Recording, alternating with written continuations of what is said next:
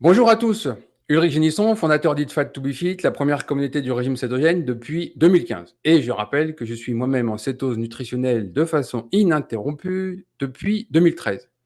Aujourd'hui, direction le sud de la France, à la rencontre d'Eric. Bonjour Eric. Bonjour Ulrich. Merci d'avoir accepté notre invitation. On se connaît depuis longtemps. Tu as été une des premières personnes qui nous a suivis. Donc, merci. Et merci de nous recevoir. Est-ce que tu peux te présenter pour les gens qui ne te connaissent pas encore? Ben voilà, moi je m'appelle Eric Martinez. Je suis de formation chef de cuisine parce que je suis diplômé de l'école hôtelière, mais je suis aussi coach sportif. La CUMES et le BEA-CPC à l'époque, ça se fait plus, mais c'était les termes de l'époque. Et voilà, ça fait plus de 20 ans que je fais du coaching. Et pareil pour la cuisine, j'ai toujours eu ces deux passions en, en parallèle. Pareil. Ouais. Et donc, tu Et découvres donc, le régime cétogène en quelle année à peu près, pour remonter un petit peu dans oh, l'histoire? ça doit être en 2014. Mhm. Donc avant ça, j'avais essayé plusieurs, je voulais être ma propre expérience. La nutrition, j'y apportais toujours de l'importance de par mon passé sportif aussi, au niveau de la compétition. Et donc j'ai essayé le paléo, j'ai essayé le végan, enfin toutes ces et ça me correspondait pas. Et quand j'ai entendu parler du keto, pour moi c'était l'inconnu, je ne sais pas ce que c'était. Et je suis tombé sur ton livre, tout simplement. Alors, je ne sais plus à travers quoi, c'est Internet ou quoi. J'ai dit, tiens, il existe des ouvrages là-dessus. Et voilà, j'ai acheté ça et ça a été vraiment pour moi une révélation parce que pour moi, c'est une Bible, ce livre, le premier livre. Alors, je sais qu'il y en a un deuxième que j'attends, mais le premier, c'est vraiment, voilà, c'est ça, exactement. Et donc, ça a été une révélation parce que mais il est super bien fait, il explique vraiment bien les choses. Et puis, ce que quand je l'ai mis en application, j'ai vraiment eu les étapes qui sont décrites dans le livre, je les ai senties. On parle de la grippe cétogène ou de la céto-adaptation sur les 15 premiers jours. Moi, ça a été plus rapide. Par exemple, je l'ai fait avec ma femme. Ma femme, elle a mis 15 jours à le faire, à rentrer dans la cétose. Moi, j'ai mis un peu moins de 10 jours, je pense. Ouais. Et pareil, les troubles qu'on peut avoir, hein, parce que ce qu'on appelle la grippe cétogène, c'est un peu des troubles, ouais, des maux de tête, des courbatures, une fatigue. Moi, pendant 3 jours, effectivement, j'ai eu mal à la tête, les tempes pressées, mal à la tête pendant 3 jours, et après, nickel. Et ma femme, ça a duré une semaine.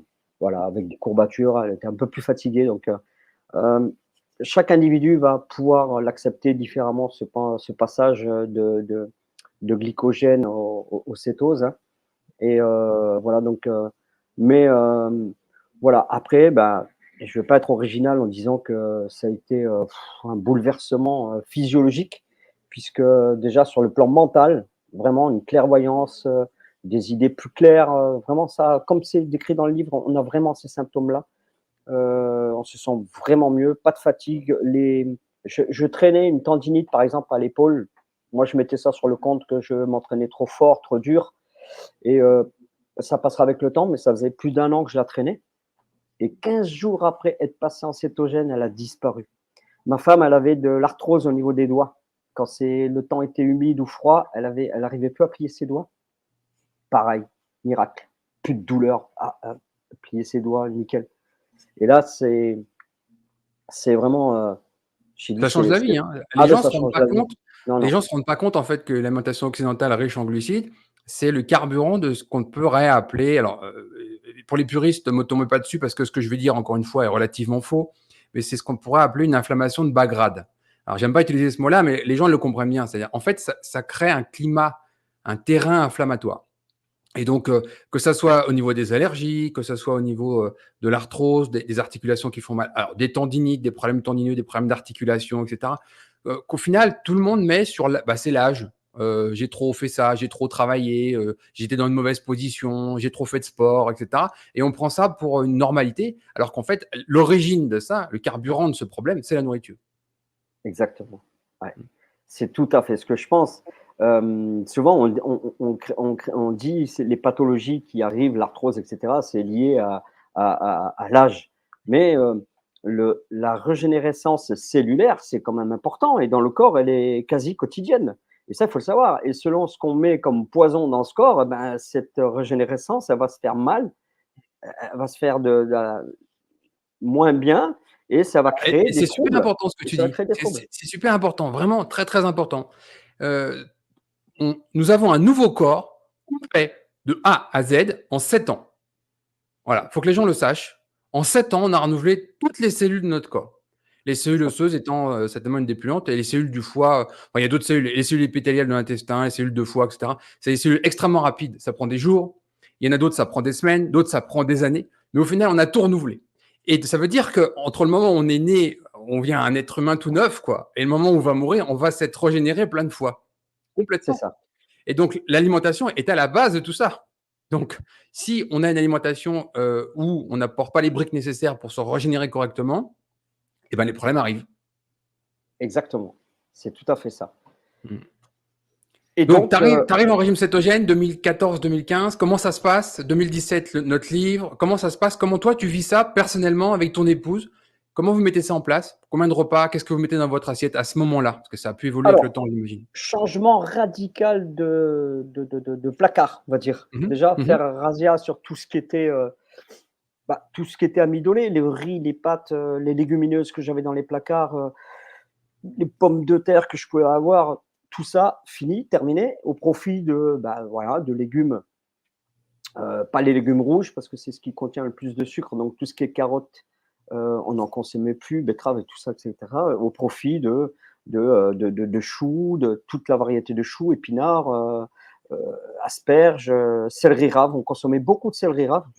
D'ailleurs, j'ai fait des recettes, plein de recettes autour du céleri rave et le chou-fleur aussi. Donc, on peut faire des pâtes avec pâte à pizza, hein, chou-fleur. Donc, Nelly précurseur de cela.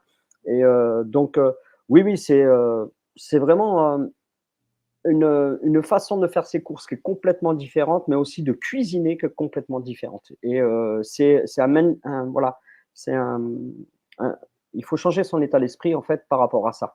C'est Et un il faut changement de comprendre logiciel. ça, faut comprendre Un ça. changement de logiciel vraiment complet. Ouais. Ouais, donc il faut son mindset, en fait, il faut qu'il switch et bah, comme on va switcher des glucides, au corps cétogène, dans ce qu'on va acheter, c'est exactement la même chose. Il faut que ça soit cohérent. Il faut que ça soit cohérent et c'est ça qu'il faut bien comprendre. Mais avant de se lancer, on ne peut pas se lancer je pense, dans le cétogène keto, sans une petite formation de base, sans savoir Mais ce tu qui vois, nous attend, tous les ce qui nous ans, attend dans le futur. on a les mêmes problèmes. Les gens qui te font au 31 décembre, la semaine prochaine, je reprends ma santé en main, ta, ta, ta, ta, ta. Et donc, du coup, ils lisent rien, ils font n'importe quoi, littéralement, ils se plantent, et puis après, ils sont presque dégoûtés, etc. Alors que c'est exactement l'inverse. Il suffit de lire notre premier livre, notre deuxième livre, c'est vraiment déjà une base. Alors, Ah ouais, techniquement, quand vous lisez les 100 premières pages de Bonjour Keto, les 100 premières, ça prend 3 heures. Vous avez tout. Toutes les ouais, bases. Vous savez ce que vous devez supprimer dans vos placards, comment vous allez faire vos courses. C'est la base, parce que si on n'a pas compris ça, et puis comprendre ce qui va se passer les premiers jours, cette adaptation, les problèmes du sel. Tu parlais de la grippe cétogène, le nombre de personnes qui font n'importe quoi avec ça, et on leur a dit le sel est mauvais pour la santé, hop, ils rajoutent pas de sel, ils mangent même sans sel. non, Ils c'est comprennent faux. pas que quand ils vont Ouais. passer dans un régime cétogène, ils vont arrêter le glucose, les L'eau, glucides, qui retiennent le sel, qui font un ouais, surrecyclage, donc ils vont le perdre. Puis après, du coup, le potassium nécessaire pour retenir, il va être perdu. Donc ils ont des problèmes en sodium, ils ont des problèmes en potassium, alors qu'à la base, ils auraient mis suffisamment de sel dans l'assiette, il n'y avait pas de problème. Donc avant d'agir, vous lisez, vous comprenez, vous faites rien avant de lire. Vous faites rien, vous lisez, et ça va vous prendre quelques jours pour tout bien comprendre, ce que vous mettez dans vos placards, ce qui sort, etc. Et puis après, vous vous lancez. Mais faites ça dans le bon ordre, parce que sinon, vous allez faire des erreurs qui vont presque vous dégoûter. Moi, je vois ah des ben, gens qui me disent, au bout d'un mois, je comprends pas, je suis en régime cétogène, j'ai pas dû. Et en leur posant 3, 4 questions, je me rends compte qu'ils mangent sans sel, hein. ah J'en ai ouais, vu aussi carrément, ouais. qui m'ont dit, ah mais si, si, moi je sale bien. Et en enquêtant, en fait, je me suis rendu compte qu'ils ajoutaient du chlorure de magnésium. Ils Chlorure mettent de du chlorure magnésium. de magnésium sur leur nourriture. OK. Et donc, du coup, ça ne résout pas le problème sodium, quoi. Bah, non.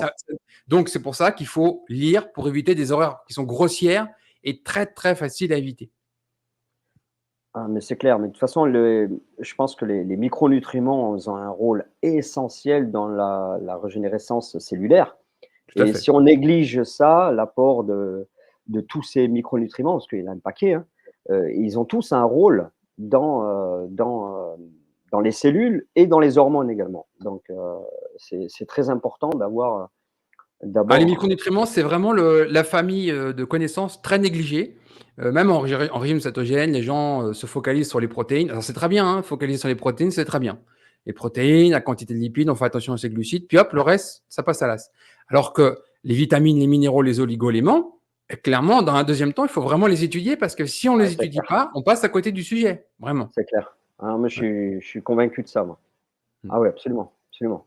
Donc concrètement, dans ta cuisine, qu'est-ce qui se passe? Qu'est-ce que tu te mets à cuisiner? Comment tu manges? Deux repas par jour, trois repas par jour? Avec ton épouse, comment vous faites? Ouais, 3 repas par jour, donc là, comme je t'avais dit, Ulrich, je suis sorti un peu du keto, mais je suis en low carb. C'est-à-dire Ouais. je Ouais, mais consomme attends, on essaie de faire ah chronologiquement. pardon, Donc, excuse-moi. quand tu commences en régime cétogène, Ah tu me disais que tu as fait 5 ans vraiment strict, etc., avec ton épouse. ouais, ouais. Comment vous vous organisiez? Comment vous mangiez à ce Heu, moment-là? je faisais, bah, tu sais, j'ai essayé de parcourir, j'ai fait quasiment toutes les recettes de Nelly sur le livre. Ouais et après je les ai adaptées à ma Oui, façon parce de que tu es cuisiner, cuisinier, à mon donc savoir-faire, voilà. j'imagine que automatiquement, tu as eu envie d'inventer, retravailler des recettes traditionnelles, Ah mais etc. C'est normal. complètement, complètement. Alors, celle ou celui qui ne sait pas cuisiner, c'est un bon support et celle qui sait cuisiner va s'approprier ces recettes et les transformer en fonction de ses goûts personnels et de la texture qu'elle veut obtenir. Moi, ça m'a beaucoup apporté parce que, franchement, faire des pâtes sans farine, qu'est-ce qu'on met, quoi? Mmh. Qu'est-ce Oui, bien qu'on met sûr. sans farine? Et il y a plein d'astuces, plein de choses, à travailler. Donc oui, effectivement, bah, le matin, nous, on aimait bien faire notre café avec mousse coco là, Mmh tu mh. sais, au citron là, c'était top. Des amandes, on consommait beaucoup d'avocats, du saumon, beaucoup de oui, vers le milieu, au bout de 2 ans, quand je m'étais renseigné, et que j'ai vu, scientifiquement que même les graisses saturées, c'était, complètement métabolisé par le corps, et bah, j'hésitais pas à incorporer, de la charcuterie. Alors quand je parle de charcuterie, c'est charcuterie, artisanale et non pas, Mmh. industrielle. Mmh. L'industriel va rajouter des sucres, des polyphosphates et cetera, du nitrate qui sont du poison aussi pour l'organisme. Alors que l'artisan, ouais, il va travailler de façon plus traditionnelle. Et donc, voilà, autour de ça, voilà, je faisais des petites tartes, alors les seuls fruits que je m'autorisais, c'était les fruits rouges et la rhubarbe. Ah bah, je travaillais autour de ça. Je faisais des smoothies, je faisais des tartes framboises, voilà, heu, j'essayais de faire aussi des desserts, c'est pas évident, des desserts, du Maghreb où Mmh mh. c'est miel, sucre et semoule, hein, souvent, ça tourne autour de ça. Bah, il fallait trouver l'astuce pour faire, différemment. Ouais. Comme le couscous, par exemple. Changer la semoule, par du céleri rave. Ah ouais, c'est impressionnant. Mais céleri rave qu'on va mixer avec, bon, j'ai un appareil, hein, qui Mmh mh. permet, je vais pas citer de marque, mais pour avoir la granulométrie, Oui. qui ressemble à la semoule, je le mettais sur 13 et c'était bluffant. Ça faisait, on aurait dit une semoule de céleri rave. On pouvait même le faire avec le chou-fleur, ça marchait aussi. Ça faisait la même granulométrie. Ensuite, je le jaunissais un peu avec soit du curcuma ou du safran, un petit peu de Mmh safran. mh. Ça jaunissait et après l'avantage, c'est que ça cuit beaucoup plus vite que la semoule. Bah oui. On met Oui. Comme c'est très fin et c'est du légume, ça reste du légume, ça va très vite et c'est Ouais. quasiment flashé à l'eau bouillante et puis, bah, ce que vous mettez dans votre couscous, vous mettez, pareil, hein, vous cuisinez de l'agneau, du bœuf, du poulet, ce que vous Ouais. voulez et Légumes, puis, bah, pareil. dedans, les légumes, vous mettez pas de pois chiches forcément, vous mettez pas de carottes pour rester, le plus bas possible en glucides et on va rester sur des légumes verts. Les courgettes, les aubergines, ça rentre, le poivron, minimum parce que le poivron rouge aussi, c'est plus sucré que le vert, par exemple. Voilà, faut jouer Mmh. là-dessus et si on Oui, veut puis vraiment il être faut jouer aussi selon les objectifs. Toi, par exemple, la carotte, techniquement, oui, elle contient des glucides, mais si c'est comme dans un ragoût, un bœuf bourguignon, des choses comme ça où tu mettras de la carotte. Quand tu as, mettons dans ton assiette 30 grammes de carottes, c'est à remettre dans le contexte. Entre quelqu'un, par exemple, qui est en style de vie cétogène ou qui lutte pas contre une maladie, qui cherche pas à perdre de poids, etc. Et a pas de problème, il peut intégrer cette carotte. Et puis quelqu'un qui va être vraiment très très très bas en glucides, bah, dans ces cas-là, momentanément, il retire cette carotte. Ah, c'est une histoire d'objectif aussi. c'est ça. Moi, je dis ça parce que je n'avais pas à l'époque où je faisais le cétogène, je n'avais pas d'éléments, pour, mesurer si j'étais en cétose ou si j'étais D'accord. sorti de cétose. Ouais. Donc dans le risque de ça, bah, je vraiment je restais C'était strict. très, très bas. Heu, Ouais, ouais. voilà, je pense que j'étais en dessous des 40 grammes par jour, hein, de sucre. Pour moi, c'est Je vraiment un objectif personnel et il faut vraiment l'adapter. Tu vois, je vais te donner un exemple parce qu'on a le même passé à la fois. Enfin, toi, tu es un professionnel de la cuisine, moi, j'en suis pas un, je suis qu'un amateur. Mais on a étudié tous les deux l'entraînement sportif, etc. Eh bien, j'ai travaillé avec 18 champions du monde dans le sport passés en keto, sans compter tous les autres qui sont à un niveau inférieur. Eh bien, crois-moi si tu veux, j'ai des gens qui sont souvent en fin de carrière parce qu'ils viennent me voir quand ils ont des gros problèmes. C'est jamais avant. J'aimerais bien travailler avec des jeunes, mais c'est jamais le cas. Et du coup, c'est des gens qui s'enfilaient 300, 400, 500 grammes de glucides par jour. Tu vois ce que ça fait? Ah ouais. Et quand ils passent en keto, je leur explique tout. Et en plus, on fait un accompagnement de malade parce qu'on va chez eux, on travaille avec leurs médecins, leurs coachs, etc. On ajuste les Ah ouais, c'est entraînements. pointu, ouais. On accompagne, souvent, c'est la conjointe, enfin, quand c'est un sportif masculin, avec qui on va faire des courses, on coach en cuisine, etc. Ça prend des jours, des fois des semaines. Voilà, c'est un gros truc. Et le vrai problème, en fait, c'est qu'il passe de 400 grammes de glucides par jour, par exemple, à 20. Et il est pas question, en fait, qu'ils essayent de trouver quelque chose d'intermédiaire. Du coup, j'ai un mal de chien à leur faire remonter les glucides parce que dans leurs conditions à eux, ils peuvent manger plus de glucides tout en restant dans une cétose très élevée. Il n'y a pas de problème. Ce sont de vrais brûleurs de gras. Les corps cétoniques sont élevés, mais dans leur tête, c'est devenu Satan, les glucides. Toi. Ils sont passés d'énormes consommateurs de glucides à les glucides, c'est Satan. Tu vois. Eh ben, Et c'était un moi peu j'ai un mal mon de chien en fait à remonter le curseur. Par ouais. exemple, tout le monde sait que je suis un grand fan des jus de betterave rouge, par exemple. On peut faire des jus avec de la betterave rouge dedans. On sait très bien ce qui se passe au niveau des bétaïnes. On sait justement bien ce qui se passe au niveau des nitrates, etc. Il y a des gros avantages. Bon, passons. C'est documenté, c'est pas nouveau. Automatiquement, ta betterave rouge, tu as plus de glucides, tu vois. Et dire, voilà, tu as un verre de 250 millilitres de jus de légumes avec des betteraves rouges dedans pour un sportif. Oh, mais tu te rends pas compte, dans mon verre, là, il y a 20 grammes de glucides. Oui, mon gars, mais là, juste derrière, tu vas t'enfiler 180 km de vélo. Ça va passer, t'inquiète pas. Tu vois. Ouais, ouais, c'est Et ça, il c'est sort pas de cétose, bien sûr, et il reste un très bon brûleur de gras. Donc, l'important, en fait, c'est vraiment de doser ces glucides sur qu'est-ce qu'on fait, quel est notre objectif. Est-ce qu'on cherche à perdre du poids? Est-ce qu'on lutte contre une maladie neurodégénérative? Est-ce qu'on est un sportif de haut niveau? Et là, en fait, il faut comprendre que la nourriture, elle est à notre service. C'est pas une religion, le régime cétogène. ouais. Mais j'étais dans ce cas-là, moi, en fait, voilà, de peur de sortir. Quand je me lance dans un truc, je le fais à fond, hein, c'est mon esprit compétiteur Ouais, ouais, je comprends, et je donc comprends. cétogène pour moi, absence de sucre, voilà, terminé, il y a pas de débat là-dessus. Mais après, c'est vrai que, parce que j'avais peut-être une méconnaissance aussi de savoir que, si j'ai incorporé un peu plus de glucides le jour où je faisais ma séance de sport, Ouais, ça aurait pas typiquement. été problématique. Donc ça, je l'ignorais, tu vois, Driss? Donc dans le doute, je restais, ouais, il Et faut puis, l'adapter, en il y a fait. ce que j'appelle des bons glucides et des mauvais glucides. Toi, techniquement, quelqu'un qui me dit ouais, mais moi de temps en temps je fais des écarts et il est à la pizza, aux frites, au pain, aux pâtes. Non, non, non. Par contre, amener des légumes qui sont plus riches en glucides, typiquement on parlait de carottes, on parle de betteraves rouges ou d'autres, c'est pas stupide. Toi, Ouais, pour ouais, ces objectifs-là, quelqu'un qui ouais, me dirait bah, j'ai bu un jus de légumes parce que je m'entraîne et parce que ça, et du coup j'ai pris 25 grammes de glucides en plus, c'est pas problématique. Hein. ouais, ouais, Franchement, ouais, c'est pas OK. problématique. Par contre, quelqu'un qui est très sédentaire, qui cherche à perdre du poids, qui est déjà grosso modo plus ou moins sous-alimenté, euh, cet impact de 25 grammes de glucides dans sa circulation sanguine va être important.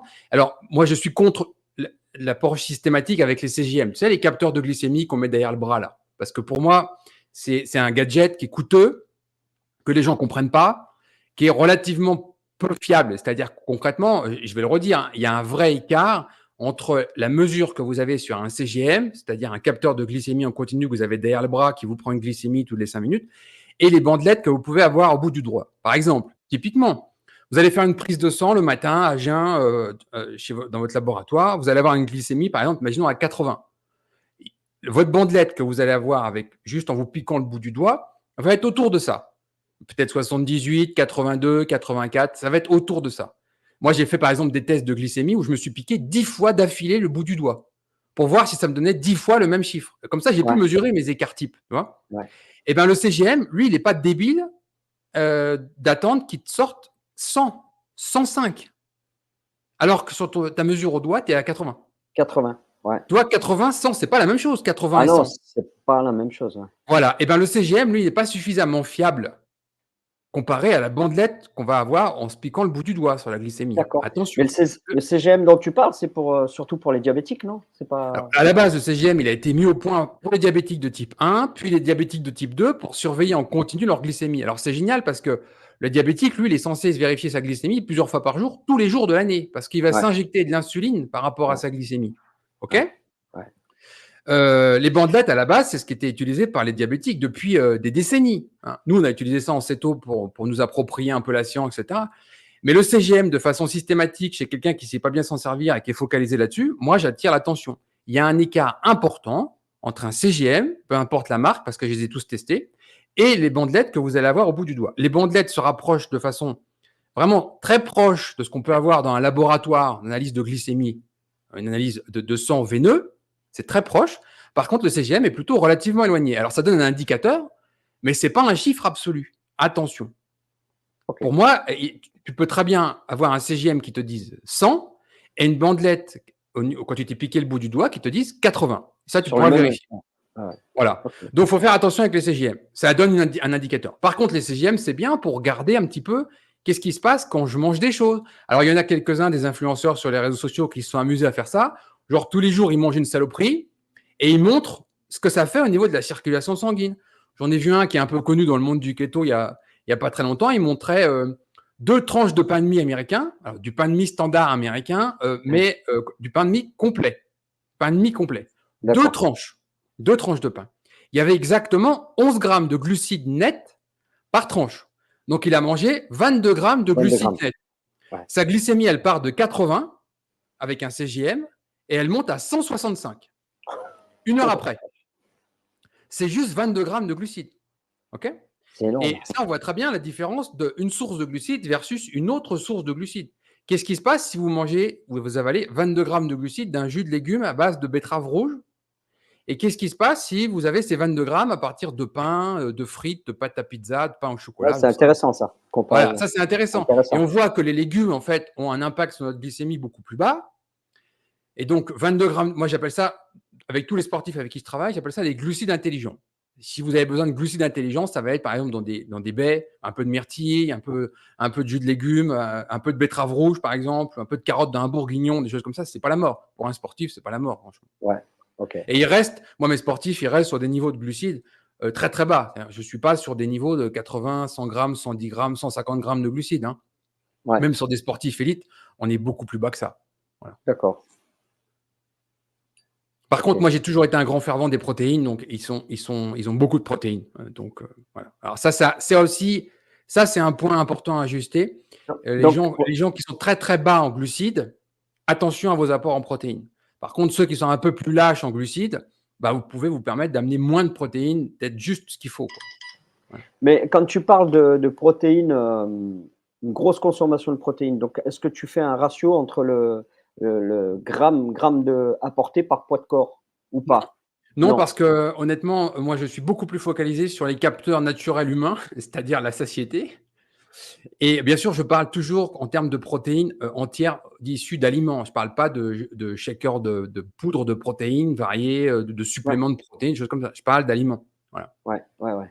OK et Moi, par exemple, tout le monde le sait, hein, j'ai publié un témoignage de mes 10 ans en régime cétogène. En moyenne, je suis à 250 grammes de protéines par jour. d'accord. Mais par contre, je suis très, très bas en glucides. Attention, je suis Ouais, très, ouais. très bas en glucides. Voilà.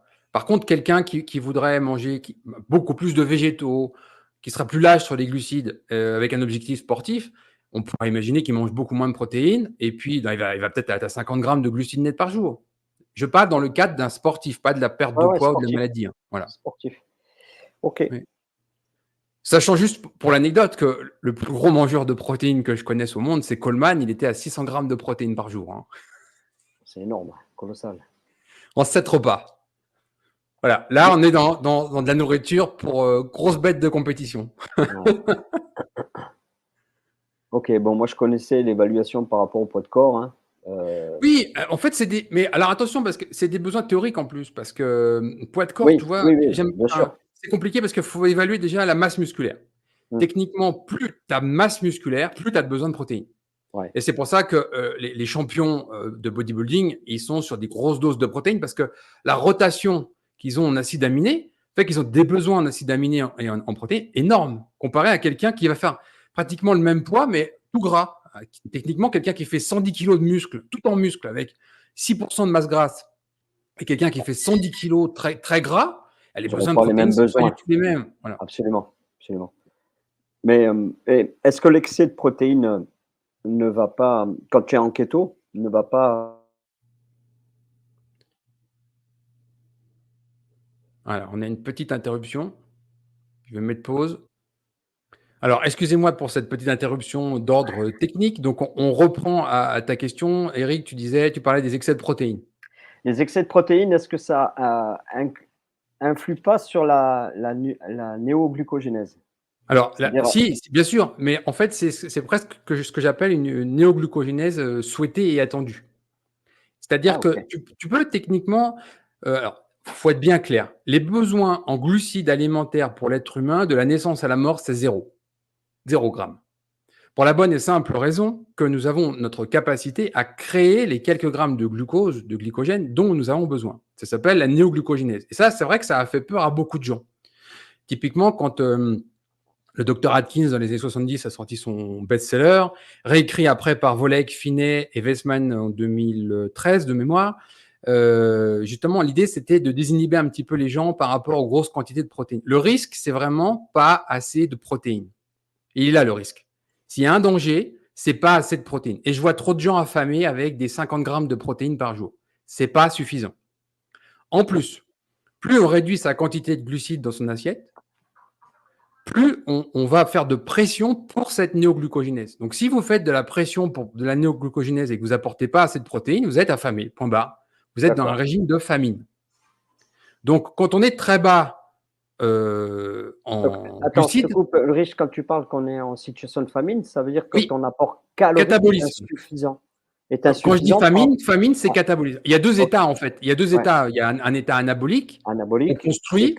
Alors, on peut catabolique. construire du muscle et on peut construire du gras. On est Ouais, en phase anabolique et on est dans une phase catabolique quand on vient taper dans nos stocks de graisse corporelle et dans c'est nos ça. stocks de muscles. Ouais, Voilà. Typiquement, on a fait des grandes expériences dans les années 50 avec les expériences de famine, Ansel Keys, etc. On voit très bien jusqu'où on peut aller dans ce qu'on appelle la famine. OK, Donc, ce que je veux dire, c'est que quand on fait un régime cétogène, par exemple, avec 40-50 grammes de glucides nets par jour, ce qui est un régime cétogène normal pour quelqu'un qui veut juste suivre un style de vie cétogène sans contrainte. Non. Il n'y a pas d'énormes besoins en protéines, il n'y a pas besoin de néoglucogénèse. Par contre, si on est beaucoup plus bas, typiquement le régime carnivore, l'approche carnivore, tu sais que les tissus musculaires, les muscles des animaux ou même le foie, tu as des quantités de glycogène dedans. Le glycogène musculaire des animaux qu'on mange. Ce glycogène se dégrade avec le temps. Typiquement, tu prends un bœuf, tu le tues, le lendemain, dans le muscle, tu as une certaine quantité de glycogène. Et puis, nous, on mange plutôt une viande qui a été maturée, au minimum souvent 15 jours, voire 3 semaines, un mois. Le glycogène se dégrade en fait. Donc, tu as très peu de glycogène dedans. Le d'accord. morceau le plus riche en glycogène, c'est le foie. Normal, on stocke notre glycogène dans le foie, mais les animaux aussi. Donc, quand on mange du foie, on mange du glycogène aussi. Mais ce que je veux dire, c'est que dans un régime carnivore, les apports en glucides sont généralement très très bas et qu'on a un besoin naturel de néoglucogénèse, donc désamination, néoglucogénèse. C'est pour ça qu'on peut se permettre des apports beaucoup plus importants en protéines parce qu'on recherche cette néoglucogénèse qui est totalement invisible sur la glycémie. Moi, je vais donner juste mon exemple en termes d'illustration. Ma glycémie à jeun, c'est 60-65. OK, Je mange en moyenne autour de 250 grammes de protéines, mais je n'ai c'est pas de très bas. règle. Je peux être à 200 grammes, comme à 300 grammes de protéines par jour. Et ma glycémie mesurée, elle monte jamais au-dessus de 100. Jamais. À n'importe quel moment de la journée, jamais au-dessus de 100. Malgré cette néoglucogénèse que je fais volontairement, Ouais, tu vois. Et mes corps cétoniques en face sont totalement stables, à des niveaux bas, mais stables. d'accord. Voilà. Intéressant. Et Ouais, c'est pour ça que ça, c'est vraiment à moduler selon l'objectif. Quelqu'un qui va lutter contre une pathologie cérébrale, par exemple des crises d'épilepsie, des choses comme ça, va avoir besoin d'une cétose très profonde. Va avoir besoin de faire attention à ses apports de protéines, justement pour éviter cette néoglucogénèse. Et évidemment, ses apports de glucides. Donc tout va être très, très modulé de façon très précise. quelqu'un qui vient sur le régime cétogène pour le sport en général, sport d'endurance, sport en général, sport de prise de masse musculaire, donc typiquement le crossfit, bodybuilding, etc. Des gens qui vont arriver sur même la perte de poids, les protéines, c'est pas un problème. Franchement, c'est pas un problème. Ok. Et il y avait vraiment, moi je veux rappeler l'histoire, parce que c'est intéressant de se rappeler d'où vient le régime cétogène. Tu avais vraiment deux grandes écoles jusque dans les années 2015, ça s'est calmé. Tu avais vraiment les partisans d'un régime cétogène très très gras, relativement pauvre en protéines, typiquement 1 gramme par kilo. Et puis, tu avais vraiment une autre école qui était sur non, les protéines, ça pose pas de problème, etc. Et clairement, l'expérience et la science nous montrent que trop de protéines, entre guillemets, trop de protéines, ne pose aucun problème ou peu de problèmes. Par contre, pas assez, ça en pose beaucoup. Voilà. Ok, c'est l'inverse, donc, tu vois. Oui. Ah, ok, d'accord. Et toi, par exemple, qui est dans le sport, qui cherche un peu l'anabolisme musculaire, un régime cétogène avec trop peu de protéines va vraiment être problématique. Vraiment. Ouais, je comprends. Vaut mieux que tu aies quelqu'un qui te dise moi, je mange 250 grammes de protéines plutôt que 50. Avec 50, il ne sortira rien en création de masse musculaire. Ah ouais, c'est clair. Voilà. Ok. Donc, c'est intéressant de comprendre, garder ça en tête. Le régime cétogène, c'est simple. Et le régime cétogène, c'est un outil pour votre objectif. Donc, ce n'est pas vous qui vous adaptez au régime cétogène. C'est le régime cétogène qui s'adapte à votre but. Ouais, c'est ça, exactement. Selon ce qu'on veut en faire du régime cétogène. Ça peut être, ouais, comme tu dis, pour une maladie ou pour un sport ou pour perdre de poids. Parce que perdre de Exactement. poids, pour les gens qui pensent que manger plus de gras, on va pas perdre de poids, ben, c'est complètement faux, hein. Hmm. Tout à fait. C'est complètement faux. Mais c'est Parce un que moi, état métabolique aussi. Les gens ne comprennent pas que quand on est dans un régime riche en glucides, comme tous les occidentaux, on est des brûleurs de sucre. ouais, Et quand on est dans un régime cétogène, on switch complètement, on devient un brûleur de gras. de Voilà. gras. C'est Donc, juste deux carburants, c'est un changement de carburant principal. C'est un état métabolique. ouais, c'est C'est ça. ça, en fait, la grande différence. C'est pas, les gens, ils voudraient résumer le régime cétogène à régime cétogène et la perte de poids. Mais non. Moi, si je veux, je peux prendre du poids en régime cétogène. Y Bien compris sûr, du gras, si je veux. Il n'y a pas de bien problème. sûr, C'est juste qu'on carbure à un autre carburant qui n'a rien à voir. Voilà. c'est ça. C'est ça. Donc, tu suis ton régime cétogène pendant 5 ans de façon stricte Ouais, ouais, avec ton épouse et tout se c'est passe ça. bien en famille, tout ça, avec Oui, bah, il y en a les qui gens. bon, il y en a qui comprennent pas, il y en a qui disent que je suis stupide, il y en a qui me disent, voilà, enfin, le français, quoi, on va dire. Oui, c'est vrai, c'est vrai. Le Voilà, qui comprennent pas et quand je leur explique le bien-être par contre, j'ai fait un petit séminaire là-dessus, au bout de j'avais 2 ans, 2-3 ans d'expérience en matière de keto. Je commençais à être à l'aise là-dessus et j'ai dit: «Je dé» dans la salle de sport où je travaillais près de Monaco, je décide de faire un séminaire. J'ai dit: «Ça va intéresser peut-être 5-6 personnes». Bah, je me suis retrouvé avec 15-20 personnes et les 15-20, à la fin du séminaire, me posaient un tas de questions. Ils étaient vraiment intéressés par ça, mais après, pour passer à l'action, c'est différent. Oui, Quand je leur ai dit un peu, parce qu'on s'est dit au début de la vidéo, hein, de changer vraiment son mindset, voilà, de changer de la façon de faire ses courses et de cuisiner, ça a bloqué pas mal de gens déjà. Ouais, mais moi je sais pas faire, voilà, c'est toujours la peur en fait, la peur mais de l'inconnu. le vrai problème, Heu, vrai problème, c'est l'ignorance. C'est le vrai c'est problème. Parce que l'ignorance, ouais. les gens croient, mais ne savent pas. Voilà. Ouais, Et donc, du coup, ils se font une montagne d'un truc qui n'existe pas. Typiquement, la difficulté, régime cétogène, cuisine. Mais c'est totalement faux parce qu'il y en a plein qui t'expliquent que maintenant, ils passent moins de temps en cuisine en keto ouais, qu'avant. Et ouais, techniquement, tu prends des haricots verts, tu les mets dans une casserole d'eau chaude, tu prends un steak, tu le fais cuire, c'est ça. et ça prend 15 minutes, montre en main. Hein. C'est pas, Ça tu va peux très vite. cuire tout juxtaposé sans rien cuisiner finalement. Tu peux faire du régime cétogène sans jamais cuisiner, juste en cuisant les choses Ouais, et en juxtaposant. bah, c'est ça. Tu fais un dauphinois de céleri rave, ça va plus vite qu'avec des pommes de terre, hein. Ça Oui, cuit plus vite, hein. bien Donc, sûr. voilà. Mais même ne serait-ce que les cuissons juxtaposition. Beaucoup de gens font du régime cétogène en faisant du batch cooking le dimanche, ils cuisinent tout pour Ouais, la semaine. Après, ils mettent ouais, dans des petits pots en verre dans le frigo ouais, et le ouais. soir, ils cuisent, ils réchauffent, c'est terminé. Donc en Ah bah, termes c'est de ce que temps je et fais, le hein. problème, c'est il faut l'apprendre. Parce que les gens C'est ça. croient que mais en fait, non. Pareil pour le budget, beaucoup de gens te disent: «Ah, le régime cétogène, ça coûte plus cher que le régime, normal, occidental». Non, non, non, non. En fait, quand on creuse, quand on fait un peu attention, ça nous revient moins cher. Ouais. Mais il faut un petit peu, chercher à comprendre pourquoi. J'ai jamais fait le le calcul de ce que ça écoutez, c'est vrai que bon, mais ouais, ça c'est intéressant à évaluer Ouais. ça aussi, hein. Ouais, Bah, ouais, c'est un problème de croyance, en fait. ouais, C'est c'est pour tout ouais, comme c'est vrai. ça. Les gens ont des idées, préconçues sur des choses, mais ils ont pas pris une seconde pour vraiment les étudier et se Ouais. rendre compte qu'en fait, leur idée préconçue, elle était complètement en décalage avec la réalité. Mmh. Mais je suis en train de à mesure que je te parle, j'essaie de me remémorer où est-ce que quand c'est que j'ai démarré, vraiment le cétogène. Je sais plus ce que je t'avais dit, 2014-2015, non? 2014-2015, oui, oui. C'est plus tard que ça. Parce que Ah. moi j'ai la référence avec un jeune, athlète que j'ai suivi et j'étais en keto et Mmh mh. ça devait être en 2016. 2016, entre 2016 et 2017 parce que lui, je l'ai fait en je l'ai apporté à la enfin je l'ai suivi en compétition en 2018 et après en 2019, je suis venu ouvrir mon restaurant. Donc c'est des dates comme ça et j'étais toujours en keto et Alors c'est ouais, c'était intéressant en parce que tu me racontais en off, que cet athlète, tu l'avais accompagné ouais, pour un concours? ouais. Raconte-nous un peu cette expérience parce qu'elle est intéressante pour les gens qui Alors croient c'est encore.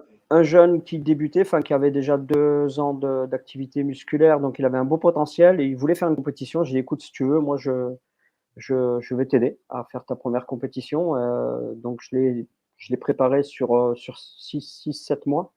Et bah, j'étais en keto moi, donc je dis: «Écoute, ce qu'on va faire, on va s'entraîner ensemble, on va faire les mêmes entraînements et puis toi, je vais te faire ta diète, bah, comme la diète que je connais, classique, pour les bodybuilders, c'est-à-dire, les gens qui sont en glyco, qui sont en Mmh. glycogène, hein et puis Personne moi qui de étais keto, voilà, moi qui étais keto, j'ai dit: «Je vais faire la même chose, je vais faire une sèche, mais en keto, en fait». Donc ça sera le bon moyen de savoir ce à quoi je vais ressembler. Et puis, bah, c'était, hyper intéressant parce que je dirais pas que j'étais plus sec que lui, mais pas loin. En ayant un taux, un pourcentage de gras consommé, plus important que lui forcément, parce que lui, il avait pas de gras du tout quasiment et moi, au contraire, c'était mon énergie. Heu et j'étais vraiment bluffé parce que j'avais obtenu un résultat, vraiment où j'aurais pu me présenter en compétition, pareil que lui, quoi. Je l'ai pas fait, bon, parce que j'ai passé l'âge de ça, mais j'ai trouvé l'expérience assez intéressante. Bon, il a fini 2e pour sa première compète, c'était pas mal, j'étais content de lui, mais voilà, c'était une anecdote comparative entre, une préparation, glycogène, quelqu'un qui carbure au sucre et quelqu'un qui carbure au gras et ben, franchement, chapeau. Moi, Alors, je me suis on va étonné faire moi-même. un point important parce que le régime cétogène, dans le culturisme, dans l'anabolisme musculaire, est très connu depuis très longtemps, en particulier par des grands champions au moment de la sèche. C'est-à-dire que le régime cétogène était utilisé pour sécher. Et le problème, c'est que, on a manqué d'expérience, on a manqué d'utilisateurs sur le régime cétogène pour fabriquer de la masse musculaire, pour l'anabolisme musculaire. Moi-même, je suis adepte d'une grande école de pensée sur, l'anabolisme musculaire. De tous ces grands penseurs, ils étaient tous full carb à mort. Ils étaient à 60-70 de glucides, donc c'était le célèbre, riz, escalope de poulet, pain, pète de gras, et cetera. Enfin, tous les Le régimes très courants. classique. Voilà. Et puis, on a des gens comme Vin Gironda, par exemple, dont on parlait en off, qui était un des pionniers avec son célèbre. Alors, lui, c'était un vrai pionnier, un corps magnifique, américain, fondateur d'une école aussi de culturisme, avec son célèbre régime 36 œufs. 36 œufs par jour. Et c'était lui, en fait, qui avait démontré que la quantité de cholestérol ingéré dans le jaune d'œuf arrivait à faire monter quand même un peu son cholestérol sanguin. 36 œufs, ça commence à faire. Hein. Et donc, du coup, il arrivait à des niveaux de cholestérol sanguin. Et moi, j'ai pu répliquer ça par mes propres expériences qui sont à la limite du seuil de dopage. C'est-à-dire que pour arriver à ces niveaux de stéroïdes sur la testostérone et sur toutes les autres hormones, il faut passer par des produits. Sauf qu'on peut le faire avec la nourriture. On peut le faire avec la nourriture. C'est ce qui Et est là où dingue ça, hein. C'est ce qui voilà, est et là où dingue. c'est intéressant, en fait, c'est de voir des gens, et moi je suis un grand fan et ami de Luis Villasanor, le Mexicain, pionnier et fondateur de Ketogain, un énorme groupe international sur l'anabolisme musculaire, la prise de masse, bodybuilding et le keto. Lui, il a pris toute sa masse. Quand on voit ses photos étant adolescent et aujourd'hui maintenant, venir annoncer qu'on ne peut pas prendre de masse maigre en régime cétogène, c'est juste une ânerie. Alors, scientifiquement, on sait que c'est une ânerie, mais en plus, on le sait par l'expérience, parce que les personnes qui ont pris de la masse en keto, moi j'en connais plein maintenant, parce que le mouvement carnivore aux États-Unis a pris une beaucoup plus grande ampleur que le régime cétogène. J'en connais plein qui sont en régime carnivore, donc vraiment pas de glucides dans l'assiette. Hein. On est sur des œufs, de la viande et pour certains des produits laitiers type fromage. C'est du 22-23 kilos de masse maigre pris en 2 ans. Ouais, c'est énorme. Voilà, c'est des gens qui sont entre guillemets normaux, qui se développent une immense masse musculaire à des 40, 45, 50 ans, 55 ans, qui sont normalement réputés déjà plus difficiles pour gagner cette masse-là. C'est pas à Absolument. 20 ans. Ouais. Voilà. Et justement, parce que tu parlais des hormones tout à l'heure, la quantité de nutriments dans ce genre d'alimentation n'a rien à voir avec une alimentation type riz, escalope de poulet, sans graisse, etc. Ça n'a rien à Ouais, voir. ouais, absolument. Je suis d'accord avec ça. Mais par contre, ça Ouais. rigole pas au niveau des protéines. Hein. On est sur des niveaux très importants. Et justement, tu parles de néoglucogénèse, des aminations, etc. C'est recherché dans ce cas-là. Ouais. Donc, ils sont en keto. On a des corps cétoniques qu'on peut mesurer en permanence. Des niveaux bas, hein, ça tourne souvent au bout de 2 ans. Ils sont à 0,5, 0,7, 0,8 Ouais. de bêta-hydroxybutyrate dans le sang. Mais ils Ouais. sont sur des 250, 300, 350 grammes de protéines par jour. Ouais. Qu'avec de la nourriture, pas avec des poudres. C'est énorme. Je voulais rajouter un truc sur les sensations du keto. Parce que Mhm. moi, à cette époque-là, je donnais des cours de bike aussi, tu sais, OK. de spinning. Je ne sais pas comment vous appelez ça aux États-Unis. Ouais, je crois que c'est ça. Ouais. Et j'avais trouvé ma sudation qui était complètement différente. Oui, J'entends tout à par fait. là que quand je transpirais, quand j'étais en glyco, bah, comme tout le monde, hein, ça pique les yeux. C'est Mhm. acide, la transpiration. Et en céto, bah, on aurait dit que c'était de l'eau qui me coulait dans le front, sur le front. Je n'avais pas ces sensations d'acidité dans les yeux, etc. Il y a une vraie Donc, révolution au niveau de la transpiration quand tu passes en keto. ouais. Ah, mais ça, c'est indéniable. Et ça, Oui. c'est ce que j'ai constaté aussi, tu vois. Voilà. Moi, j'ai pu le vérifier beaucoup. Tu sais, j'ai toujours fait du motocross depuis tout petit. Et le Ouais, motocross, en fait, tu roules des fois en plein mois de juillet, d'août avec l'équipement, le casque, etc. Et j'ai bu jusqu'à un pack de Vitel, donc 6 fois 1,5 litre en 4 heures. T'imagines ce que ça fait? ah ouais, Voilà. c'est énorme. Moi, Et déjà, je sans me prendre de force à poids, boire hein. 3 litres par jour. Sans prendre de poids, sans prendre de poids, sans prendre de poids. Attention. Ah ouais. Et là, quand je vois depuis maintenant bientôt 11 ans que je suis en keto depuis 2013, ma transpiration a radicalement changé. Je transpirais vraiment comme un bœuf jusqu'en 2013, mais vraiment, il faisait chaud l'été, je transpirais, je faisais 4 fois rien, je transpirais, etc. Et dès que je suis passé en keto, c'était terminé. Ma transpiration, le volume de transpiration a été réduit au moins par 3. Au moins. Et tu D'accord. le vois après, de façon un peu plus scientifique. Maintenant, il y a une grande mode aux États-Unis là-dessus, où tu as des capteurs, où ils analysent ta transpiration. C'est-à-dire que tu peux mesurer en live exactement où tu en es dans la quantité de transpiration et la composition en minéraux en particulier. Et ils sont aperçus qu'il y avait une grande différence entre la transpiration d'une personne et d'une autre. Mais Ah vraiment. OK. C'est-à-dire que la quantité de sodium excrété, la quantité de micronutriments, parce que tu as de l'iode, tu as du cuivre qui est excrété, etc., et ben, change vraiment radicalement d'une personne à une autre, aussi d'un facteur de 1 à 3. C'est pour ça que tu ne peux pas amener la même quantité à chaque personne quand tu commences à travailler avec des sportifs de haut niveau. Maintenant, ils sont tous sur une analyse de sueur pour avoir des suppléments qui sont pile dosés par rapport à ce qu'ils excrètent. Par rapport à leur perte minérale? Ouais, OK, ouais. Parce OK. qu'on s'est aperçu que chez certains sportifs, c'était trop de sodium ou par exemple pas assez. Ouais, Enfin, ouais, voilà. Donc, mesurer pour ces sportifs-là, ça peut être intéressant. Alors, bien sûr, c'est un investissement, mais on parle d'athlètes de haut niveau. Les mecs, ils essayent d'amener exactement ce qu'il faut. Eh ben, il faut le savoir qu'il y a une différence. On ne transpire pas tous la même transpiration. Et pas tous la même quantité. Et le régime cétogène impacte massivement ça. OK, Mais tu as d'accord. dû remarquer quand même que tu transpirais, je pense, moins en Moins. volume. Ah oui, Voilà. moins abondant et surtout moins ça me brûlait moins les yeux. Mmh. C'est surtout ça, moi, parce que je mettais toujours un bandeau sur la tête parce que quand ça vient sur les tu vois? Ouais. C'était pénible. Ça me brûlait Bah, les nous, on a yeux. ça en moto parce que, toi, en motocross, on a le casque. Ouais, Donc, tu imagines ce que ça fait quand ça tombe là. C'est pour ça ouais, il y a des lunettes avec une éponge là, mais des fois, c'est tellement saturé en transpiration ouais, que ça continue à ouais, dégouliner.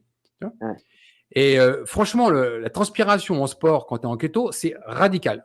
Vraiment. ouais, Du coup, besoin d'eau inférieur. C'est-à-dire que c'est pour ça que je dis qu'en régime riche en glucides, on est dans un cycle de l'eau. parce que tu amènes du glycogène, enfin du glucose qui se transforme en glycogène, donc tu embarques de l'eau. Quand tu utilises ce glycogène, tu dois excréter cette eau.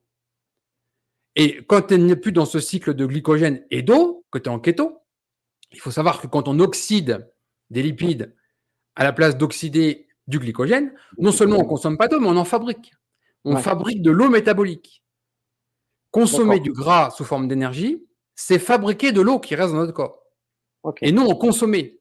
Rien à voir. Du coup, les besoins d'hydratation sont très différents. C'est plus de l'eau intracellulaire alors.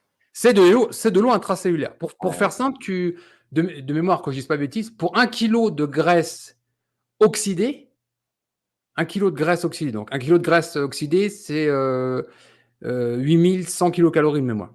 Pour 1 kg de graisse oxydée, c'est 130 grammes d'eau métabolique fabriquée. Ah ouais. Intéressant. Parce que les gens ne comprennent pas.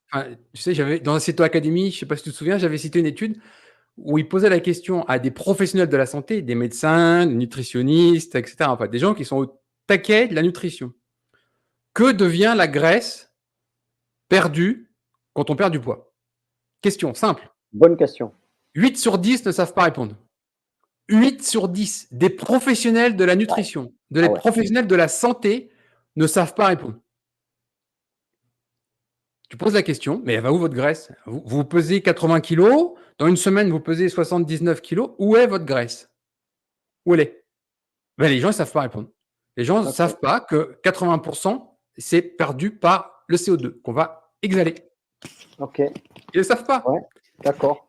Et une grande partie est transformée aussi en eau métabolique. On consomme du gras, on fabrique de l'eau métabolique.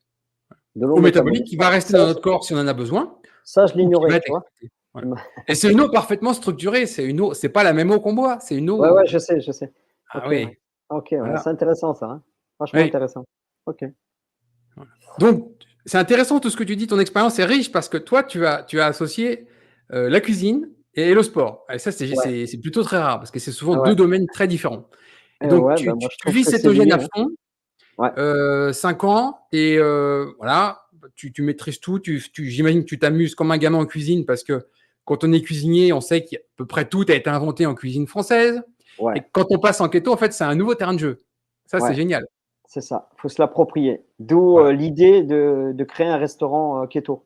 Énorme. Et ça, je me rappelle quand je l'avais annoncé sur notre page Facebook, et je fais premier restaurant keto en France.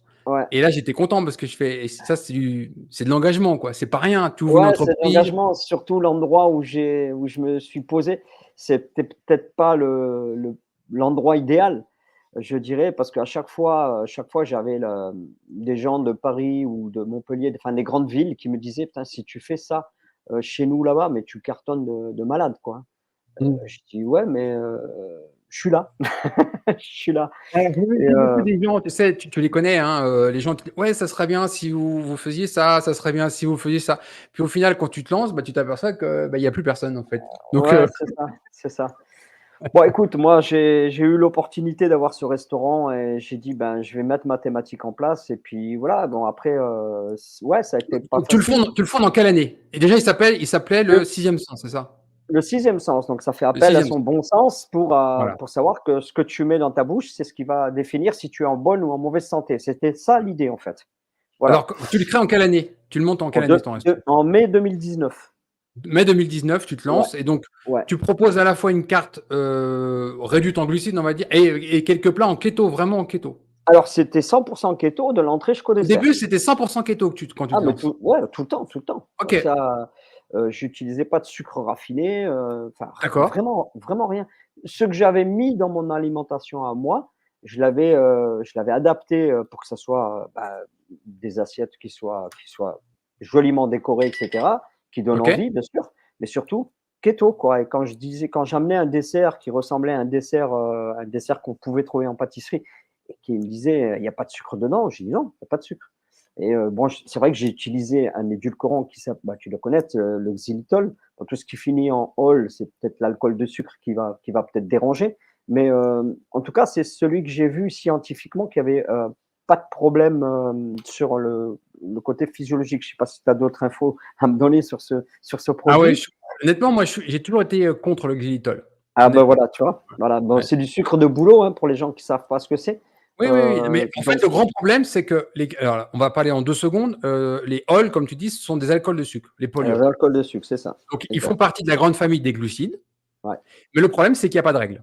C'est-à-dire que chaque alcool de sucre, chaque nom, par exemple érythrétol, xylitol, maltitol, maltitol, sorbitol et ouais, cetera, tout ce qui finit ont en ol. tous leurs caractéristiques biochimiques, vraiment. Et il y en a, par exemple, si on les donne à des animaux de compagnie, l'animal meurt. Bon, parce qu'il a pas le système pour digérer ça. Ouais, Après, le vrai problème, en fait, c'est que là-dedans, il y en a, ils apportent de l'énergie, il y en a, ils apportent pas d'énergie. Ça, c'est un premier problème. Ensuite, il y a un deuxième problème, il y en a, ils restent dans l'intestin et ils fermentent. ouais, Donc, chez certaines personnes qui ont des problèmes avec certaines populations bactériennes dans leur microbiote intestinal, ouais, ils le digèrent très mal, ça fermente, ça fait des gaz, ça peut aller jusqu'aux diarrhées, donc c'est ouais, problématique. Et c'est pour ça que nous, on les a étudiés en long, en large, en travers, tous, et les seuls qu'on a recommandés, c'est l'érythrétol ouais, mélangé avec de la stevia, parce de que la la stevia. stevia a un énorme pouvoir sucrant. Donc, ça veut dire qu'on a la masse quand on a besoin d'avoir de la masse pour cuisiner avec l'érythrétol et le pouvoir sucrant avec la stevia, ce qui permet d'en utiliser peu. Parce que le pouvoir sucrant de l'érythrétol, c'est 80% du sucre. Ça veut dire que Ouais, pour avoir l'effet d'un kilo de sucre, il faut 1,2 kg ouais, d'érythrétol. ouais, il C'est faut trop. sucrer davantage, c'est C'est trop. trop. Alors que le mélange qu'on a en France, qui existe sous 2 grandes marques, on en a parlé en long, en large, au travers de nos livres, tout ça, on a donné les marques. C'est en gros, tu peux utiliser que l'équivalent de 1 tiers du sucre. Ça veut dire que si tu as besoin d'1 kilo de sucre dans ta recette, Tu mets 330 300 grammes, grammes, 350 350 grammes. grammes de ce mélange-là, ça fait l'affaire.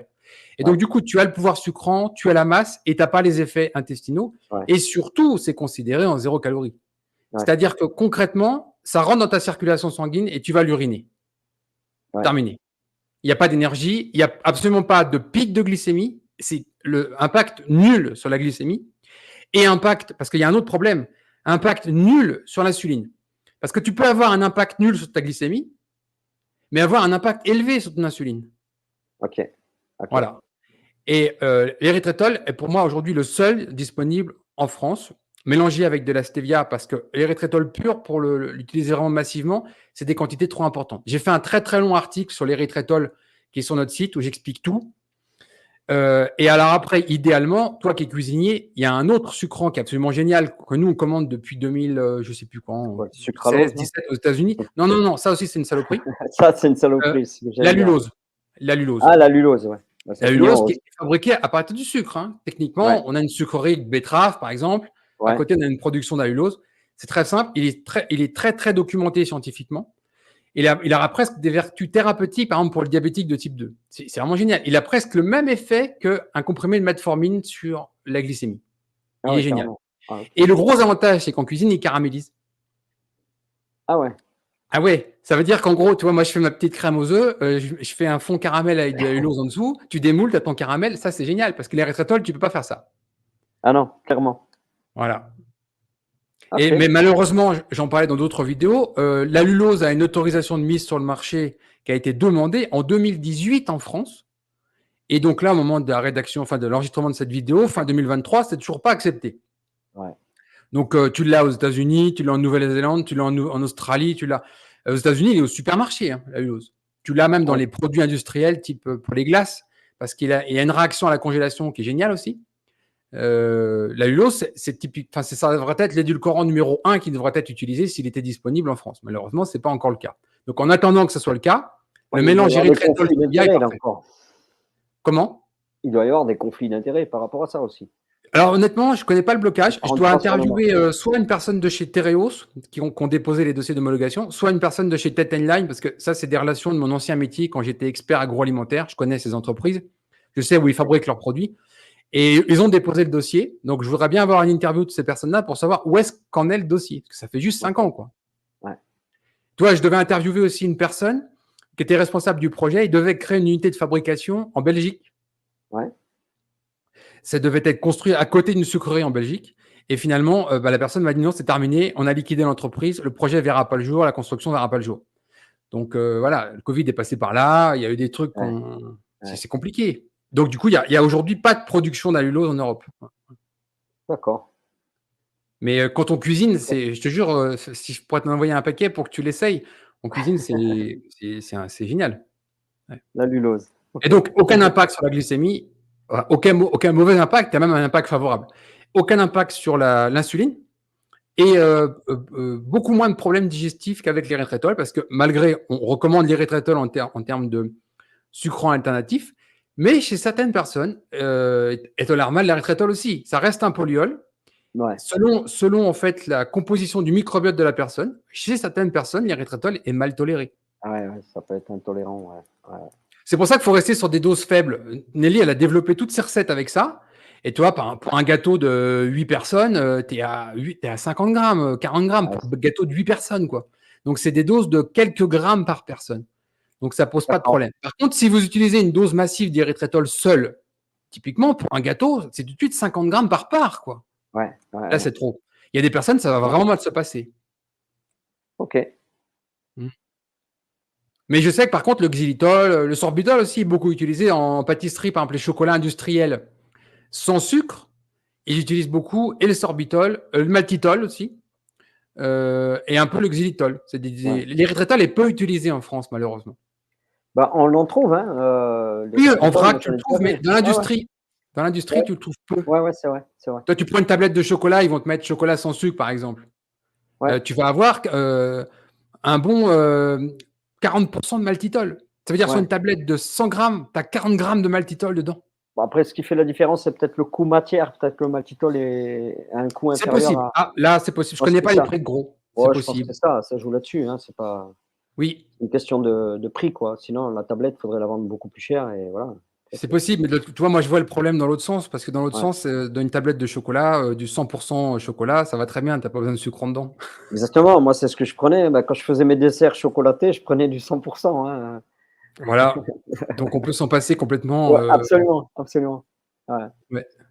Mais c'est super parce que tu as dû avoir un terrain de jeu énorme, franchement, repasser des Ah bah, ouais, recettes, moi je me suis éclaté donc après c'est vraiment, se creuser le cerveau, hein, parce que faut et autant alors, alors ce qui s vas-y, excuse-moi. alors moi dans mon restaurant donc je faisais ce menu keto qui me tenait à cœur, mais je faisais aussi un menu que j'avais nommé équilibre, qui Mmh était mh. un menu traditionnel parce qu'il en fallait pour, tous les goûts, parce que si je faisais que sectaire, sur le keto, j'aurais pas eu grand monde et puis je faisais aussi un végétarien qui s'est transformé en végan après parce que j'avais une demande plus de végans que de végétariens.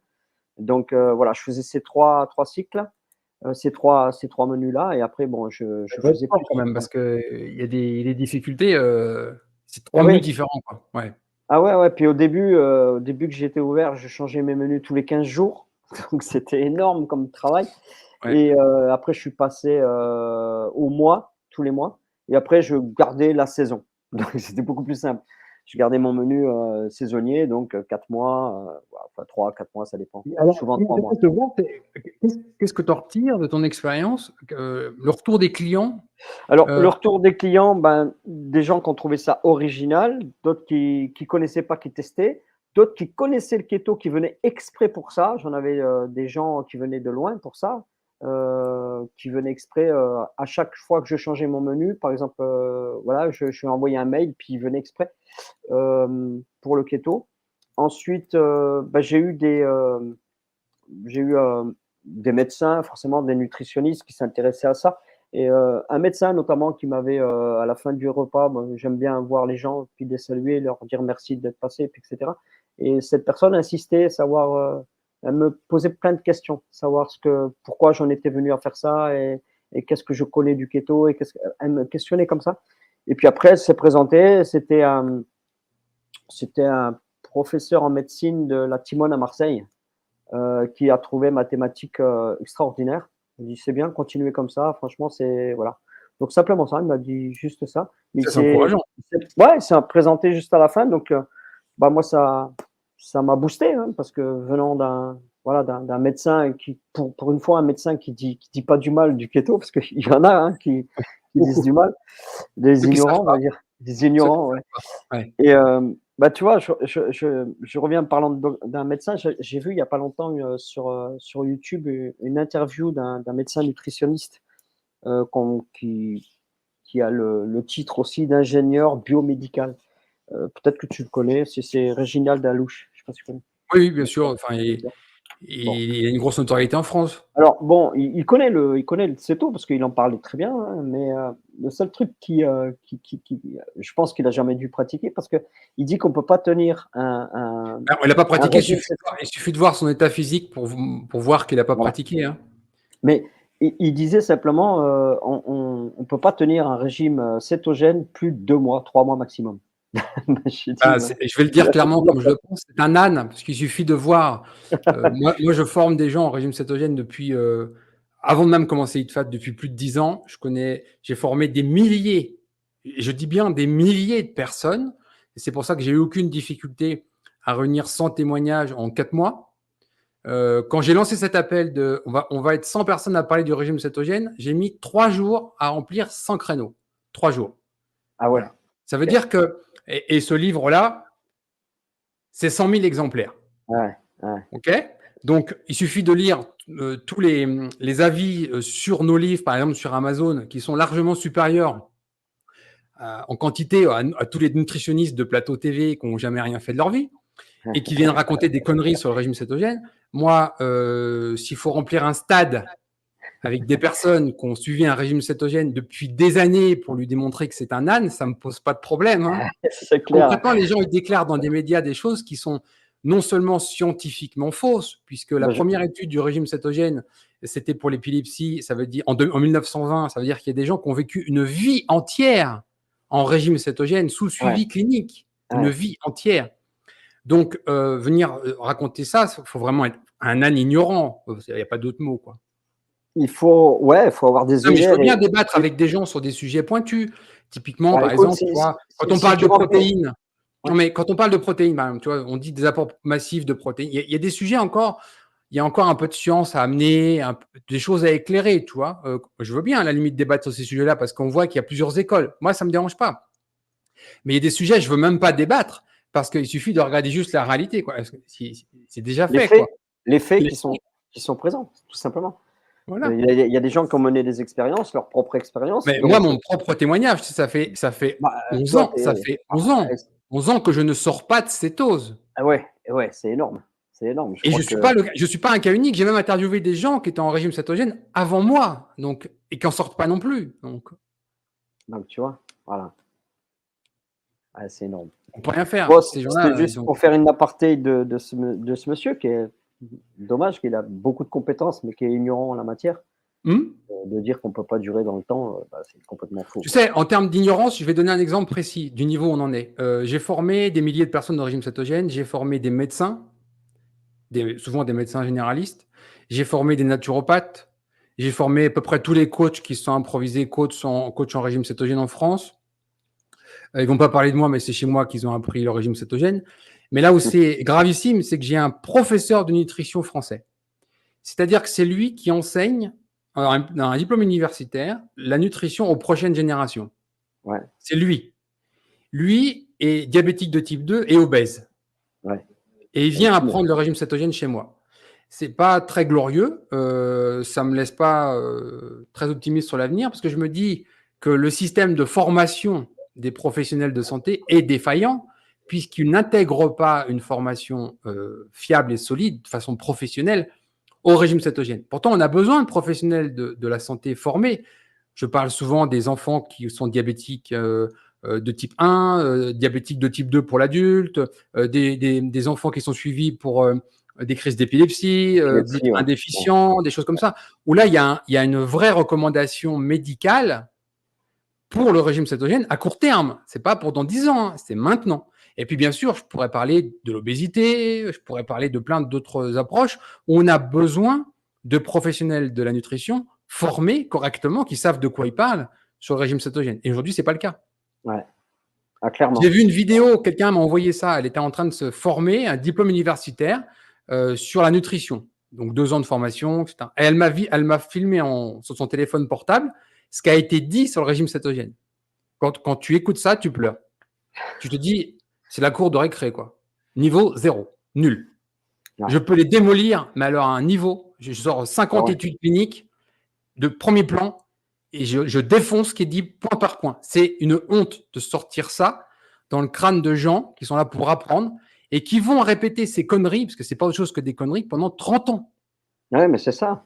C'est Tu vois, ça. j'ai interviewé Salomé qui s'est sorti de l'anorexie mentale grâce à un régime céto-carnivore. C'est rigolo parce que quand tu vois ce qu'on lui a prescrit comme nutrition pour sortir de l'anorexie, en fait, ça collait exactement à ce qu'on a sorti à Nelly il y a 25 ans. Les mêmes âneries, en fait. Il n'y a rien Ouais. qui a évolué. Il n'y a Voilà. rien qu'à évoluer. C'est le système éducatif dans ce milieu qui est fait comme ça et ouais, c'est des choses à revoir, quoi. Moi, j'avais discuté avec un médecin qui me disait que le module nutritionnel et diététique dans leur formation est très court, en fait, hein, est très Mais court. ils savent rien. C'est pour ça Donc, qu'ils viennent chez moi. Et techniquement, voilà. moi, les médecins qui sont venus se former au régime cétogène chez moi, c'est même pas pour leur pratique professionnelle, hein. C'est des médecins, donc ils savent de quoi ils parlent quand même. On ne fait pas 8 ans d'études, on se tourne dans les pouces. Bien Et ils se sûr. disent merde, je suis atteint de telle pathologie, par exemple un cancer. J'ai eu plein de médecins qui avaient des cancers et qui ont compris qu'il fallait qu'ils luttent contre ce cancer avec une approche cétogène. Mais ils ne savaient rien. Ouais. Et ils sont venus à la Céto Academy pour se former. Alors, j'ai pas dit que. Moi, cette formation, je ne l'ai pas fait pour les médecins là-bas. Je l'ai fait pour monsieur et madame tout le monde.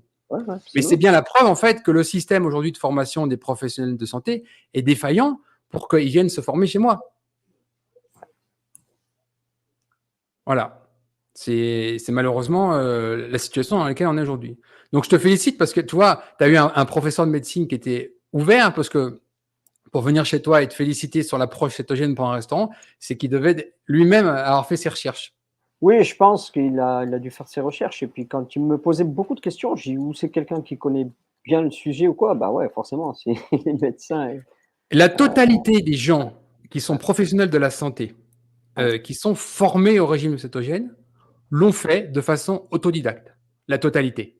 Ah oui, bah oui, j'en suis Ça veut dire persuadé. qu'à un moment donné, ils se sont posés une question, ils ont fait des recherches, alors ils ont eu accès aux études scientifiques comme moi, ils vont sur PubMed, ils tapent des mots-clés, ils ont accès aux études, ils lisent les études, et là, ils comprennent. Mais c'est une démarche volontaire, en fait. C'est pour ça que c'est des gens qui se disent à un moment donné, il y a un truc qui cloche. Ouais, Et sorti de ça, leur cursus ne les forme pas au régime cétogène. ouais, Alors absolument. qu'à côté, j'arrête pas d'en parler, hein, le professeur Rovin, qui est le pionnier en France sur l'épilepsie, en particulier chez l'enfant, traité par régime cétogène, et ça fait 20 ans qu'il travaille dessus, hein. Équiper les centres, former les centres, etc. Ben, ça veut bien dire que s'il y a des centres officiels pour traiter des enfants contre l'épilepsie, ben, on a besoin de personnel formé. On a besoin de nutritionnistes, diététiciens qui vont former les familles, etc. On en Absolument. a besoin. Ils se forment où? Je pose la question. Voilà. Ah C'est ouais? un problème. Faut créer une école spéciale. Non, pas une école spéciale, mais un vrai module de formation. Ouais, Il y a plein de très bons. Moi, j'en connais. Le ouais, mais professeur après, Auvin est le pionnier, par exemple, il pourrait participer à l'élaboration de ce module, mais dans les diplômes universitaires mais ou les diplômes dans le cursus de médecin, faire un vrai module de formation et de nutrition et l'approche cétogène. C'est à ouais, faire. mais Ulrich, ne penses-tu pas que si ça avait un intérêt particulier, sur arranger les pathologies, mondiales liées liées au sucre, est-ce que tu penses pas que ce module qui serait, inséré dans leur, cycle de formation, ça viendrait à l'encontre, Bien sûr. Mais de bien toutes sûr. ces Bien sûr. puissances sucrières de ce monde? Mais même, Forcément. il n'y a même pas besoin d'aller dans les puissances sucrières. Tu vas plus loin que ça. J'ai discuté avec un chef de service d'un grand hôpital. Je ne peux pas donner le nom parce que ça va mal se passer. Lui est plutôt favorable au régime cétogène. Il est chef de service d'un grand hôpital. Il traite l'obésité avec la chirurgie bariatrique. Lui-même me dit, je ne peux pas, j'arrive pas à imposer le régime cétogène dans l'approche contre l'obésité. Tous mes diététiciens sont contre moi. Ouais, Il est chef de service. Il est impuissant. Toi, il n'y a pas de lobby là. Il y a ouais. juste des gens qui sont fermés, qui sont sur leur petit truc, ils ont leur petite habitude.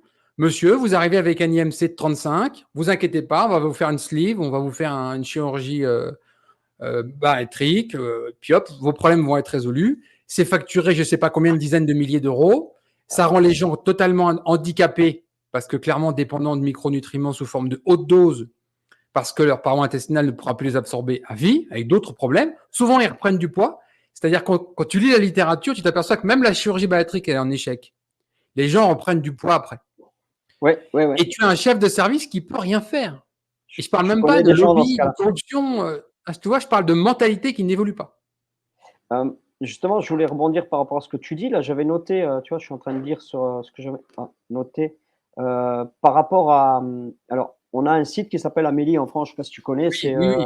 ouais, c'est De un la sécu service là. d'assurance maladie. Oui. Il y a des études qui indiquaient que, il y avait une recrudescence par rapport aux gens qui ont un problème de poids, voire d'obésité. Hem, Attends, je vais essayer de retrouver ça. L'étude a été lancée, ouais, et donc, ça correspond à 47,3% de la population française, hein, je parle, Mmh mh. uniquement la France, qui sont en surpoids, dont 17 sont en, situation d'obésité Obésité. morbide. C'est Oui, énorme. oui. Ça veut dire qu'en 97, on était à 8% pour arriver à plus de 17%, en Oui. 2020. Tu On imagines? a à peu C'est près la même énorme. évolution dans tous les pays occidentaux. Les Voilà, Américains, ils ont un peu plus d'avance, donc ils partent plus tôt, mais ils arrivent à une situation beaucoup plus défavorable. Mais tous les pays occidentaux sont concernés. c'est C'est par exemple incroyable. concrètement 500 millions de diabétiques de type 2 officiels, reconnus, traités dans le monde. C'est 1 milliard avec les prédiabétiques. Waouh, c'est vraiment c'est un fléau, c'est un Un fléau, carnage. un J'appelle pas ça carnage, autrement, un c'est un carnage. carnage. Oui. Et donc, bah, moi, c'est pour ça que j'ai décidé d'aider ces gens-là. Mmh. Moi, Alors, c'est ça, on ouais, va finir sur ton restaurant. Tu dis, voilà, parce que ouais, là, c'est intéressant d'avoir la transition. Donc, tu ouais. travailles dans ton restaurant de mi-2019 à il y a jusqu'à un mois, c'est ça? Bah, écoute, là, j'ai toujours mon restaurant, mais il est inactif depuis 2 mois, là, à peu près 1 mois et demi, D'accord, on va dire, OK, parce que j'ai clôturé, j'ai déménagé récemment et voilà, ça y est, OK, mais tu as tourné la page. je le quitte définitivement à partir du 1er janvier, là, voilà, OK, une donc nouvelle tu aventure. c'est plus de 4 ans dédiés à ton Ouais, restaurant 4 ans et avec demi, une ouais, c'est approche ça. cétogène et là, f Ouais, sincèrement, tu sais, moi, je suis fils d'artisan, entrepreneur depuis tout jeune. ouais, En tant qu'entrepreneur, je te tire mon chapeau ouais, parce que merci. ça aurait été plus simple pour toi de prendre, une franchise d'un grand restaurant qui vend de la merde toute la journée, Complètement. t'installer en tant qu'artisan, déjà, c'est une chose et en plus t'installer en tant qu'artisan restaurateur sur un régime cétogène, celui que tu vis, c'était Ouais. super méga couillu. J'ai utilisé le mot, c'est plus que courageux. Merci Bravo. Ulrich, mais non, non, mais complètement, tu as raison. D'ailleurs, je vais être sincère avec toi, l'idée m'a effleuré de changer ma thématique mais j'ai dit: «Non, j'ai pas envie de vivre comme ça, et puis ça me ressemble pas, c'est pas moi, donc non, je C'est préfère à ça qu'on arrêter». connaît les gens honnêtes. Les Voilà, gens honnêtes voilà, sont voilà. incapables de faire pour les autres ce qu'ils Non, ne font pas pour eux. Techniquement, exactement. tu manges sainement et tu Ouais, vas faire de la merde tous les jours. À un moment c'est ça. donné, tu vois? Et j'ai plein de gens comme toi, Ouais, qui me disent, par exemple, depuis que j'ai découvert le régime cétogène et tous les jours, j'ai du mal au travail, je suis boulanger-pâtissier. Le gars, en fait, il savait pas ce qu'il faisait et ouais. puis tout d'un coup, il découvre le régime cétogène, il se rend compte des méfaits des glucides et en fait, il se rend compte qu'en travaillant tous les jours cette farine de blé, ce sucre et Il cetera, fabrique du il poison. alimente le problème. Il fabrique du poison. Et là, les gens se posent la question en disant: «Est-ce que je devrais pas arrêter? Est-ce que je devrais proposer des aliments cétogènes dans ma boulangerie?» Tu vois? Avec d'autres choses. Là, les gens Ouais, se posent vraiment la question et ça, c'est le symbole des gens honnêtes parce ouais, qu'ils ont un problème, ils savent des choses et de l'autre côté, leur métier, c'est exactement le contraire de ce qu'ils savent. c'est Donc ça. qu'est-ce que je fais? Ouais, c'est Donc ça. bravo parce que c'est courageux et c'est honnête de ta part. Bah, écoute, c'est ce que je suis en tout cas et ça me ressemble, puis voilà, donc c'est pour ça que bah, voilà, je change encore une fois d'orientation, Donc tu tournes la professionnelle. page, tu arrêtes ton Ouais, restaurant, ouais, tu vas clôturer ça dans quelques jours et là, tu te ouais, lances dans une nouvelle activité qui est ouais. en adéquation avec ton Ah, mode de vie, quoi.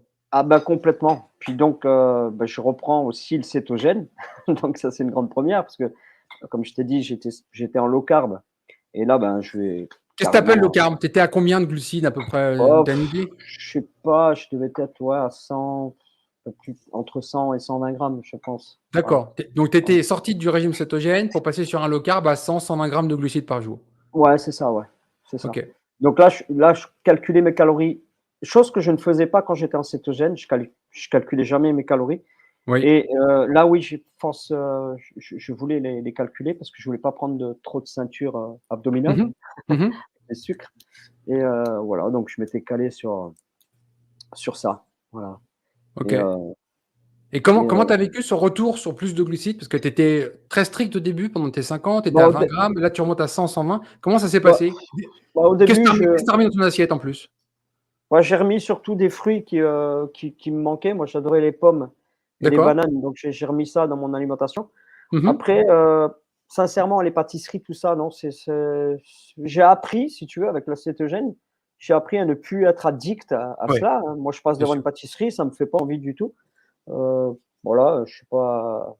Mais après, ce que j'ai pas remis dans mon alimentation, c'est tout ce qui est charge glycémique élevée, c'est-à-dire la pomme de terre, les pâtes aussi Pain, avec, les blés, le blé, ouais. ouais, Mmh. ouais, ouais, ça non, ni le pain blanc, tout ça, non. Heu, Ça je l'ai pas inclus, mais, tu vois, je fais, sucre, le seul sucre, lent que je prends, c'est du riz basmati ou des légumineuses et patates douces. Voilà, ça va s'orienter autour de ça. Le riz Mais, basmati, alors, et si tu me fais plaisir, on va rester amis. Fais-moi plaisir. Tu retires le terme sucre lent et sucre rapide de ton vocabulaire, définitivement. Tu ah l'utilises oui, plus jamais.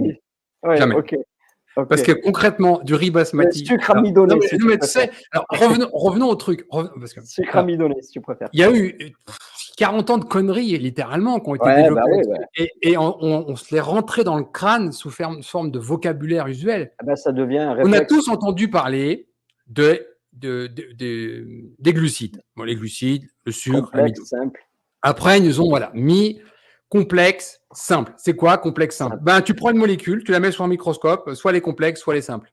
Ouais, OK? Donc, on a fait une grande détermination de deux grands groupes, les complexes, les simples. Après, on a fait les glucides lents et les glucides rapides, qui étaient la rapide. même connerie en fait. Parce que, Ouais, par exemple, on s'est dit, manger une orange, c'est un sucre rapide. ouais, Ah bon? Et alors, du coup, le pain, c'est un sucre lent. Oui, le sucre lent, en particulier le pain complet. Ben, je sais pas, tu fais une mesure de glycémie toutes les 15 minutes, tu traces ta courbe, et tu me dis lequel est lent et lequel est rapide. ouais, Même connerie. ouais, Totalement stupide. Pas de science, de la merde. Mais littéralement, il faut le mettre à la poubelle. Il faut mettre à la poubelle littéralement ce sucre rapide, le sucre lent, sucre simple, sucre complexe. Et toute personne qui vous sort ça, en particulier les nutritionnistes qui utilisent toujours, poubelle, ouais, vraiment. ouais, Et après, on a ramené une nouvelle couche là-dessus qui a été l'indice glycémique des aliments, ouais, qui est la même connerie. ouais. La même connerie. On a essayé de déterminer deux grands groupes, donc régime alimentaire avec IG, indice glycémique bas, indice glycémique Élevé, élevé. ouais, C'est la même connerie. Tout ça, ça sert à rien. Vous allez inverser aucune pathologie avec quelle que soit l'approche sur vos glucides, que ce soit un indice glycémique bas, que ce soit les sucres rapides, les sucres complets, etc. On vous avait dit, bah, faut plutôt privilégier le pain complet que le pain blanc, toutes ces conneries. Ça sert à rien. Un diabète de type 2 ne s'inverse pas de cette manière. Un Alzheimer ne se prévient pas de cette manière. Vous ferez rien avec ça. Donc, vous sortez ça de votre vocabulaire complètement. Et ouais, vous focalisez que sur une seule chose, la quantité de glucides nets en grammes. Point. ouais. Il n'y a que ça qui compte. Que vous luttiez contre une maladie neurodégénérative, que vous fassiez du sport, que vous cherchiez à perdre du poids ou un lifestyle keto, les glucides en grammes. Point. Exact. Ça, je tiens Ça, vraiment à l'ancrer dans la tête des gens parce que il y a encore des croyances là-dessus, c'est énorme. voilà, Genre, c'est ça. les nutritionnistes qui passent à la télé, oui, mais c'est des bons glucides. Non, non. Les bons glucides. Ouais, bah, par exemple, quand tu regardes, je sais pas moi, tu prends un jus d'orange, par exemple. Quand tu regardes ce qu'il y a dedans, moi, je vois ça comme un Coca-Cola, en fait. C'est Ah la oui, même non. chose. Oui, Ni bah oui, plus, ni moins. Tu prends un verre absolument. de Coca ou tu prends un verre de jus d'orange, tu regardes ce qui se passe sur la glycémie, bim, 250. L'un Ouais, comme l'autre. ouais, ouais, ouais, c'est Voilà. ça. Ouais, donc je te disais, ça faisait 130 grammes grammes de sucre. De glucides, de De glucides. de Ouais. de de glucides, ouais, pardon, Ouais. de glucides. Voilà. Donc, Et donc, j'imagine qu'en proportionnellement, tu as dû réduire tes lipides pour ça. eh oui, eh oui, forcément et forcément pour limiter mon remplissage d'adipocytes Ouais. Alors, et voilà ça, donc tu vois, je comprends. Il y a eu, bah, tu sais, tu parlais en introduction de ton approche paléo. Le mouvement paléo a bien pris dans les années 96, 18, 2000, par là. Et ouais. est-ce que je ne sais pas si tu le sais, mais il est né ici, chez moi, à Boulder, au Colorado. Ah non, je savais pas ça. Cordin qui a publié les premières études. Et la société du régime paléo, ici, elle est à Boulder. Moi, je connais le patron. OK. Qui font le Donc c'est keto ici. aussi là? C'est pas la Alors, société qui fait? ce qui est marrant, c'est qu'eux-mêmes, ils ont arrêté le paléo, ils sont passés en céto, mais ils le disent pas Ah trop. voilà, voilà, voilà, c'est Parce que ça. le paléo partait d'une bonne idée. Tu vois, tu dis, voilà, vous allez arrêter les produits transformés, vous allez retourner sur des produits bruts. Ouais, Voilà, de la viande, des œufs, des légumes, etc. Mais il y avait encore beaucoup de choses qui étaient un peu stupides pour moi. Typiquement, dire, voilà, vous allez utiliser un régime paléo, vous allez manger de l'avocat.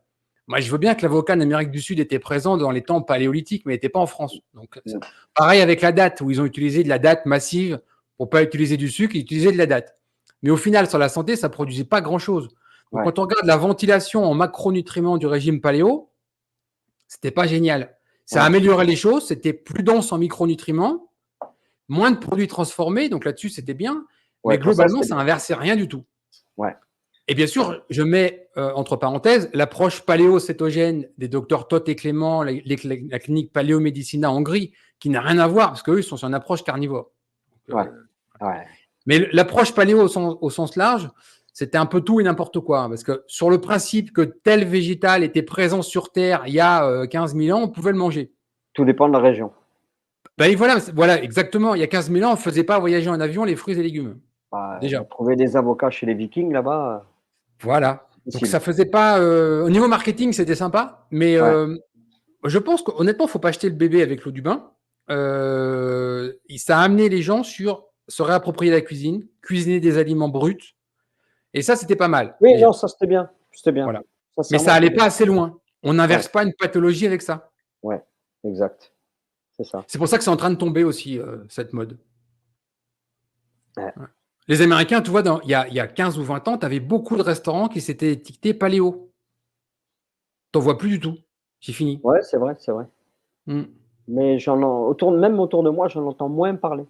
Ouais, oui, c'est en train de passer de mode. Parce que les gens n'ont pas de. Ils vont pas arriver à atteindre un but avec ça.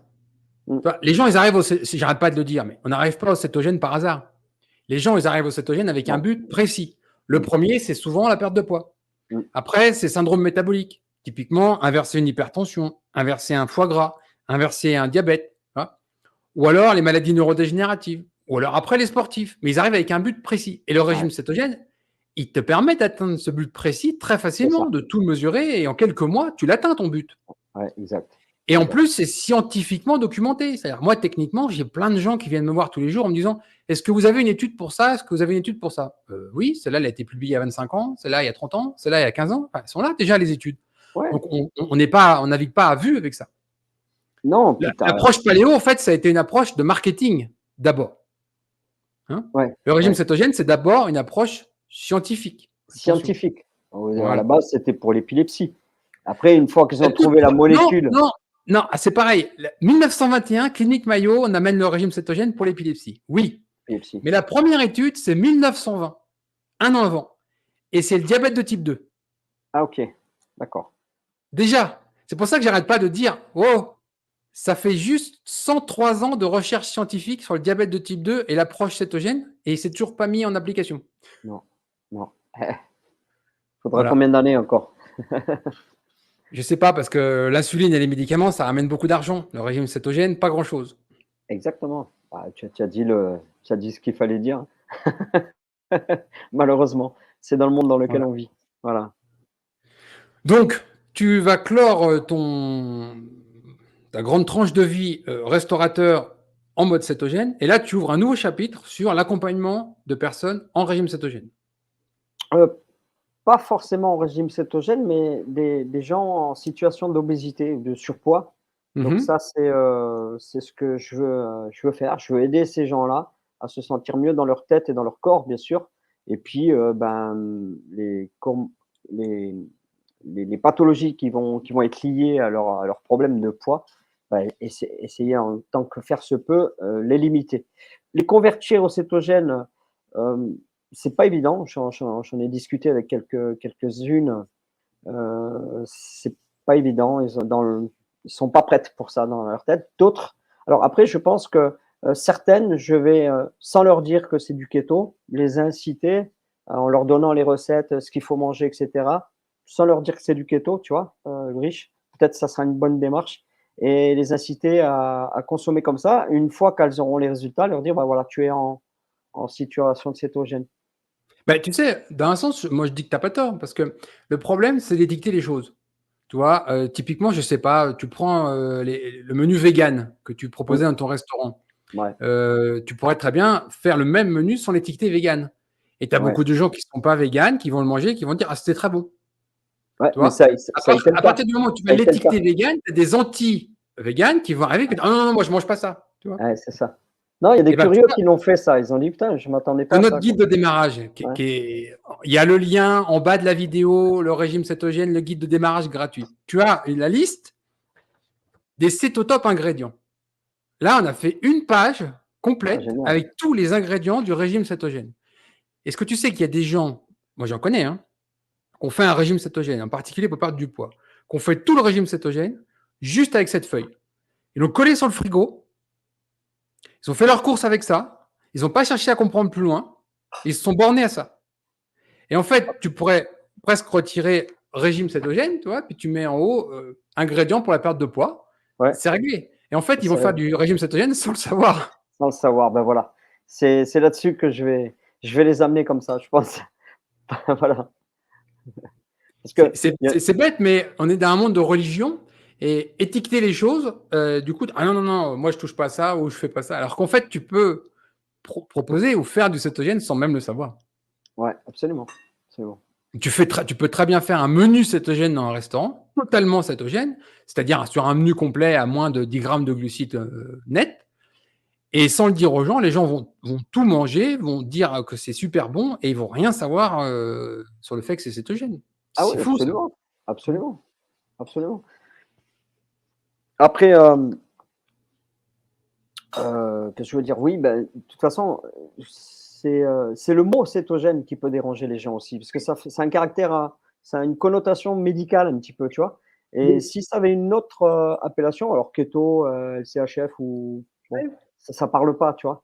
Mm. Heu, donc c'est comme beaucoup emploient le terme de régime, Oui. régime cétogène, pour eux, il y a frustration derrière, tu vois? Et Mais c'est un régime moi, je parle alimentaire d'une occidental. alimentation. Oui, oui, oui, Alimentation tu as raison, cétogène, tu as raison. voilà, voilà. L'avantage de l'alimentation, c'est que ça retire la connotation temporaire. Hein. Ouais, c'est Alimentation, ça, c'est durable, une alimentation. c'est ça. Le régime, c'est forcément un régime temporaire. Non, je suis Temporaire. d'accord. Je suis d'accord avec Ouais, toi que ouais, alimentation cétogène, c'est plus approprié que le régime. ouais, Malgré le fait que quand tu regardes la définition même du mot régime, on est tous dans un régime, on a tous un régime alimentaire, quel qu'il ouais, soit. ouais. Le régime occidental, c'est un régime occidental, un régime Bah riche oui, en glucides. Tout le monde bah suit oui. un régime alimentaire, même sans le savoir. OK, Mais c'est vrai que OK. le mot, il a une connotation qui peut être un frein. Ouais, c'est ça. Mmh. Moi, ça l'a été au début que j'avais ouvert mon restaurant parce que au début, je l'avais Mmh. appelé keto. «C'est quoi ça keto?»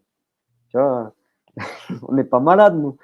C'est ce qu'on me disait, mais je suis pas malade. Mais justement, on serait encore moins malade avec ça. J'ai dit mais bon, c'est compliqué à en peu de Après, temps, en une phrase, décrire, ouais, les bienfaits, c'est compliqué. C'est pour ça que ça a du sens, ce que tu fais, Ulrich, au travers de ces témoignages, de donner, vraiment la bonne information aux gens, quoi. Et ça, je trouve ça admirable. C'est c'est pour ça super que important. Pour moi, c'est primordial l'information. ouais, Aujourd'hui, on est ouais, dans un monde où l'information est attaquée ouais, et avoir la bonne information et je le dis toujours, ne croyez jamais personne, y compris moi. Ne ouais, croyez personne. Ce qui est important, c'est d'avoir la source. La ouais, la source de source. l'information. Moi, mon Ouais, travail, c'est de vulgariser des sources. ouais, J'ai cité des milliers d'études sur mon site, il y en a des dizaines dans nos livres. L'important, c'est de comprendre l'ensemble, de ne croire sur parole personne, d'aller vérifier les sources et de vous faire votre propre avis pour agir en pleine conscience. Vous voilà ne devez suivre personne. et vivre Personne. sa propre expérience. Exactement. Parce Jamais que suivre personne. Vous ne devez voilà, jamais faire quelque chose en disant j'ai entendu dire que, ou alors machin m'a conseillé que. Non, non, non, non, non, non, non.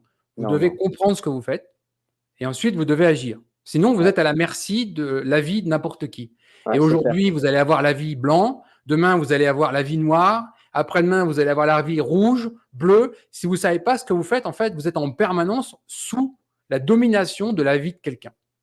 Ouais, c'est ça Tu et après, prends, ben, on parlait, toi, tu es un adepte du sport, de musculation, etc. Tu sais très bien comment ça se passe en termes de musculation. Tu as plein d'écoles de pensée. Ouais, Si tu vas dans un club de sport vraiment dédié à la musculation, tu as 10 coachs, ils vont avoir 10 façons de voir les choses différentes. Donc, si tu demandes à l'un ce qu'il pense de l'autre, ben, en fait, tu t'en sors jamais, tu fais ouais, rien. ouais. Donc, à un moment donné, il faut comprendre, il faut agir, il faut expérimenter. Et puis, si ça marche pas, il faut réajuster. Mais arrêter d'être soumis à l'avis de l'un et de l'autre en permanence. Je suis d'accord avec ça. Il faut vivre sa propre expérience, tester Mm. les choses, en prendre l'information, vérifier l'information, comme tu dis, à la source, et puis le mettre en application, passer à l'action et voir ce que ça donne.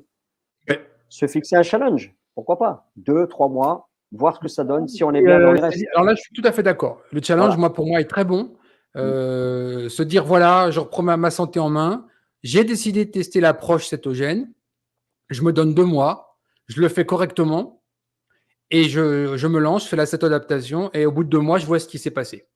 Voilà, c'est tout. Absolument. Vous avez Exactement, rien à perdre à essayer 2 mois un régime cétogène. Franchement. absolument. Non, moi, au contraire, tout à gagner, je dirais même. Oui, tout à fait. Mais en fait, moi, tu sais, c'est comme la musculation. Je suis un grand fan, même s'il est passé par la case dopage, etc. Là-dessus, on peut le mettre de côté. Mais humainement parlant, par son expérience humaine, ses titres de champion et aujourd'hui son approche qui est vraiment orientée santé, je suis un grand fan de Dorian Yates, que tu dois connaître. Ah bah oui, ah bah Voilà. oui, Et heu, aujourd'hui, Dorian Yates, en fait, 7 ou 8 fois le dit monsieur très bien dans olympien. ses conférences quand il parle de musculation. Il dit aujourd'hui, c'est l'échec complet du fitness, complet. Parce qu'aujourd'hui, un patron de club de sport, son travail numéro un, c'est juste de chercher des nouveaux clients pour remplacer tous les clients qui ont échoué. Ouais, Imaginez-vous une clinique qui ouvrirait pour vous faire perdre du poids et 99% des gens qui entrent dans cette clinique ne perdent rien. Ça s'appelle un client déçu quand même. ah Et les complètement, clubs de ouais, sport, c'est ça. ouais, C'est-à-dire qu'ils te font des abonnements, des promotions, des machins, des trucs. Les gens, ils payent ça pendant 1 an. Alors, ils vont s'y mettre pendant 1 ou 2 mois de façon sérieuse. Puis après, ils vont relâcher un petit peu. Et puis après, ils vont abandonner. Donc, le boulot d'un club ouais, de sport, c'est juste de remplacer celui qui a abandonné. ouais, Et c'est ça, Dorian Yates pose vraiment la bonne question. Je rappelle juste qu'il est 6 fois Monsieur Univers quand même. On ne peut ouais, pas dire que c'est un rigolo. Il pose la bonne question. C'est comment amener des résultats massifs, visibles à un client, vite, pour qu'il conserve la motivation. Voilà la bonne question. Alors, moi, j'ai les réponses, il les a aussi. mais Mais concrètement, c'est ça. vite, Si c'est tu vas dans un... relatif. Si, si, c'est relatif, enfin, c'est relatif, c'est quelques mois. Quelques Ah mois, des voilà, résultats voilà, visibles. heu, Visibles. ouais, je suis Visibles. Et d'accord, je aujourd'hui, suis ce n'est pas d'accord. le cas. Voilà. Ouais, Parce que tu as des gens qui passent 6, 7, 8 heures dans les clubs de sport et au bout d'1 an, il ne s'est rien passé. ouais. Je ne sais pas si tu te souviens de la célèbre expérience du Colorado qui a été faite par mon maître en la matière, qui est Arthur Jones, où ils ont quand même sorti 23 kilos de masse musculaire en 28 jours. C'est énorme. Mesuré. L'expérience a été faite juste à côté de chez moi. Moi, j'habite à Boulder, juste un peu au nord, à l'université du Colorado, à Fort Collins. Hein. OK, 23 kilos. ouais. Sans produit. Sans produit. Nourriture, musculation, 2 heures par semaine. Point barre. 2 heures par semaine. Bien sûr. Mais Ouais, aujourd'hui, commencer à parler prédisposition d'Arthur Jones. génétique ou pas? Non, non, non. Bon, alors c'est Non? vrai qu'il était. Non, il était. Faut être honnête, il était dans des conditions particulières. En fait, c'était un grand champion et il avait perdu beaucoup de masse suite à un problème avec un vaccin. OK, Beaucoup. Il a été alité, ça a été un gros problème. Donc, les 23 kilos, si tu veux, entre guillemets, il les a pas gagnés, il les a regagnés. mmh, Et le muscle a une mémoire, on le sait ça. ouais, Donc, il y a une différence. On va être honnête sur l'expérience, c'est un contexte très particulier, mais bon. Donc, c'est documenté, c'est sans produit, c'est du regain, c'est pas du gain initial, mais c'est 23 kilos en 28 jours. Il y a des gens, ils font pas ça en 2 ans. Hein. ah, ouais, mais OK. c'est énorme, c'est énorme. Voilà. Et donc, Arthur Jones, aujourd'hui, moi, avec les sportifs avec qui je travaille, je ne travaille que avec cette approche de musculation. C'est pour moi mon maître. Il avait tout inventé. C'est lui qui a inventé les machines Nautilus. C'est lui qui a inventé Medix après. Et d'ailleurs, Dorian Yates a racheté Medix Ah ouais, pour d'accord. produire ces machines remises à jour avec la même approche. C'est-à-dire que l'idée, c'est d'avoir un gain substantiel en musculation chez les gens en moins d'1 heure par semaine. D'accord. OK. Donc, il y a plein de trucs aux États-Unis comme ça. Tu as Aerix aussi qui fait des machines fantastiques. Le problème, c'est Et qu'elles valent très cette cher. expérience, elle date de quand, Ulrich? On est dans les années 70, fin Ah ouais. 70. Ouais. Ah, mais Arthur Jones, Arthur Jones, il a mis KO Arnold Schwarzenegger, hein, pour faire Ah clair. ouais. Ah ouais. Donc, c'est juste pour rappeler, c'est l'époque de Mike Metzger et euh, Schwarzenegger arrive pour la première fois aux États-Unis avec son anglais à couper au couteau, etc. Ouais, ouais. Et il sort de l'entraînement avec Arthur Jones et il fait lui, il est complètement fou. C'est pas possible, hein. Et c'était Schwarzenegger quand même, Ouais, ouais, qui était au sommet de sa forme, tu vois. C'était ouais. voilà. OK. Non, non, lui, non, Arthur Jones. Si quelqu'un qui connaît pas Arthur Jones en musculation, il passe complètement à côté du sujet. C'est le pionnier. C'est lui qui a créé toutes les bases. D'accord. Vraiment. Moi, c'est mon maître. J'ai tout lu de lui. J'ignorais cette anecdote-là de 28, 23 Oui, kilos en 28 jours, c'est ça, hein? De masse 23 maigre en kilos, 28 plus? jours. Oui, oui, oui, C'est oui, énorme, c'est oui. colossal. Oui, en plus, c'est rigolo parce que toute la génération d'après qui a assisté à l'expérience, parce que toute l'expérience a été documentée, on sait exactement le nombre de répétitions qu'il a fait. C'est juste du travail à l'échec musculaire, hein. Techniquement, Arthur Jones, c'est le pionnier de l'échec musculaire, c'est le pionnier du négatif. Arthur Jones, c'est celui qui a mis en évidence clairement comment avoir un résultat maximal avec un effort minimal. Voilà. OK, Et c'est comme d'accord. ça que tu peux avoir des séances d'entraînement absolument parfaites en 20 à 25 minutes. Point. OK, Rien d'accord. d'autre. Ouais, Voilà. ça a du sens, ça a du sens. Oui, mais par contre, à l'époque, toi, c'est pour ça que les gens ne comprennent pas pourquoi j'ai cette diversité. Je peux discuter avec des gens très différents. Parce qu'il y a certaines personnes qui ont été des pionnières dans un sujet, mais qui ont été en même temps des quiches complètes sur l'autre. Par exemple, Arthur Jones et la nutrition, non. Faut oublier. Et il n'était pas encore en phase. Metzger, c'est pareil. Par contre, Dorian Yates s'intéresse vraiment au régime cétogène. Il commence à beaucoup collaborer avec des gens au régime cétogène. Là, il est en train de créer un réseau de salles de sport aux États-Unis avec les nouvelles machines de toute dernière génération qui épuisent le muscle très rapidement. Et tout ça, c'est couplé avec l'intelligence artificielle et une approche nutritionnelle cétogène. Ouais, chapeau. Voilà. C'est tout nouveau, hein. De mémoire, il C'est a racheté Medix avant-gardiste. il y a 6 mois. Ouais.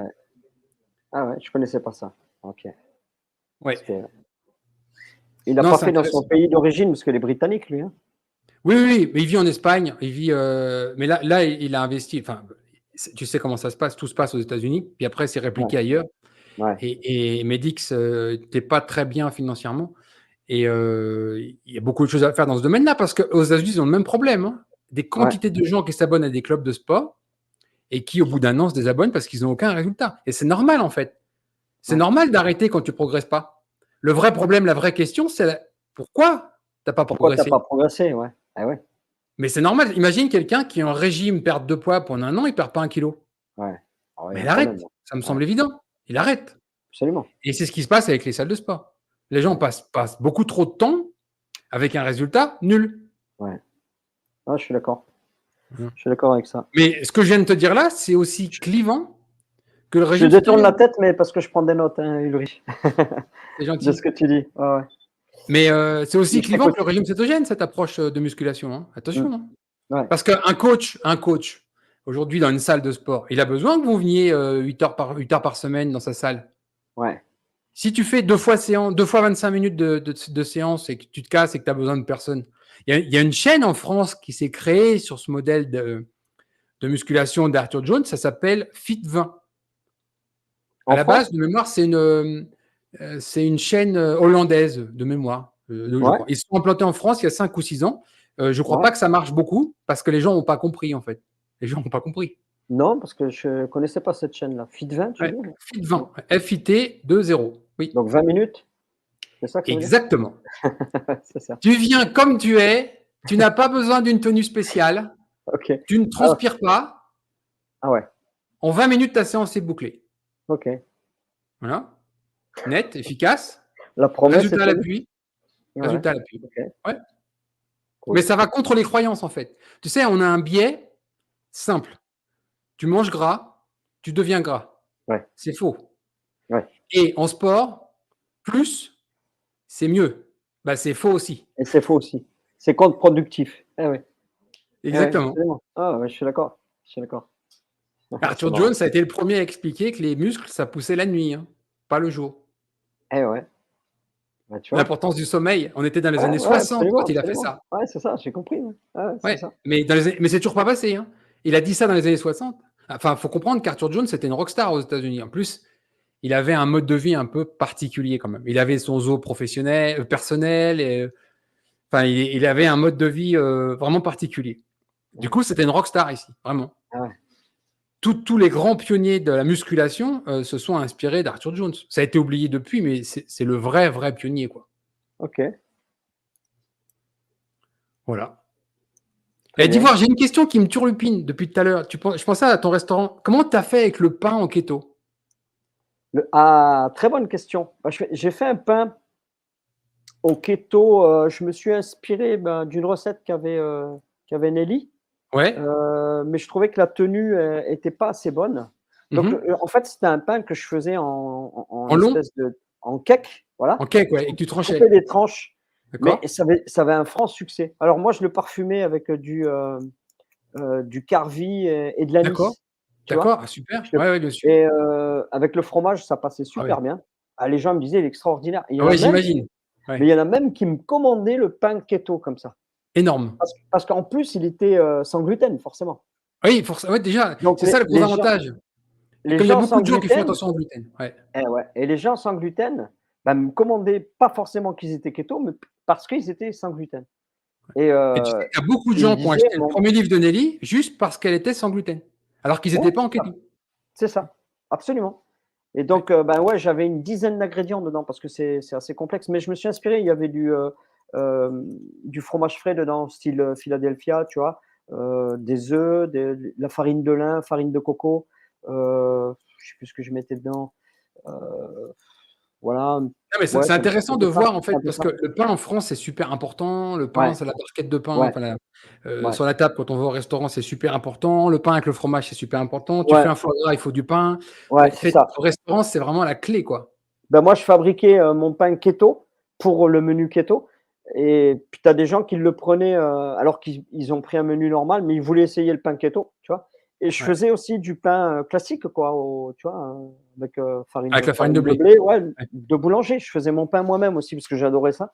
J'adorais le faire et je faisais des boules individuelles pour mes clients et voilà. Je faisais tout en fait, même, voilà.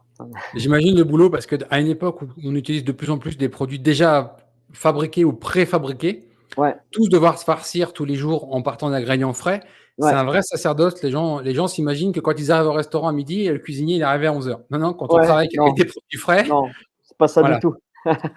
Non, non, j'avais beaucoup de travail, mais c'était un travail de passion et quand on est animé par la passion, bah, ça se passe et c'est pour tout pareil, même dans le sport, j'ai la même passion et voilà, je calcule pas. J'ai vraiment moi, dans le sport, ça sera le devoir d'obtenir les objectifs, hein, donc au travers des gens que je vais aider à perdre du poids, ben, ça me Donc tient c'est vraiment vraiment à cœur. là-dessus, toi, tu veux te focaliser en disant, voilà, toi, tu es à la base entraîneur sportif, tu amènes, l'entraînement sportif pour des gens qui sont en recherche de perte de poids, éventuellement avec l'aide du régime cétogène. C'est comme ça que tu veux Bah, aborder le sujet? je ouais, je veux quand même, voilà, c'est lié en fait, je pense, surtout sur l'obésité, si on arrive à faire les 2, bah, ça serait un duo gagnant, je pense.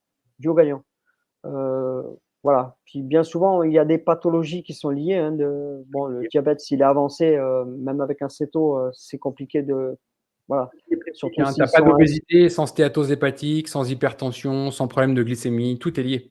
ouais, tout est lié donc Et je rappelle juste un point parce que je veux le souligner vraiment, on est dans un monde où aujourd'hui on veut faire passer l'obésité comme un style de vie. Les gens qui sont obèses, c'est pas un style de vie, hein.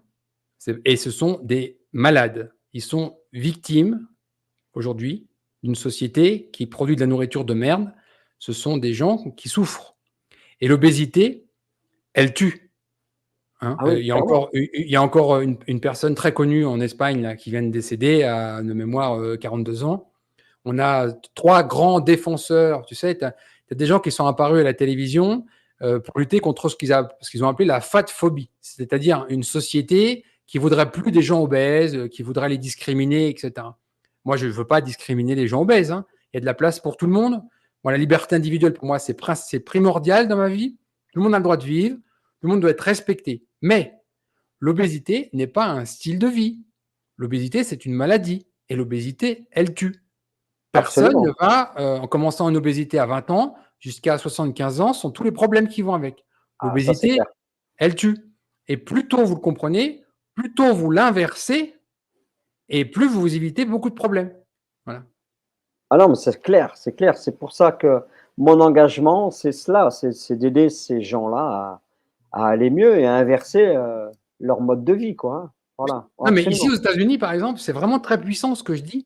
Typiquement, par exemple, ils recrutent des mannequins qui font 150 kilos pour Oui, j'ai montrer déjà vu qu'ils peuvent ça, vivre c'est vrai. Ouais. normalement. Ils leur font faire des positions de yoga tête inversée avec 150 kilos. Enfin, c'est un non-sens biologique. Si tu veux Ah, une ah, rupture des ah, cervicales, c'est pas rien. Ça n'a pas de ouais. sens. Juste pour faire croire ou rentrer dans l'esprit des gens que Qu'on peut c'est vivre comme ça. normal.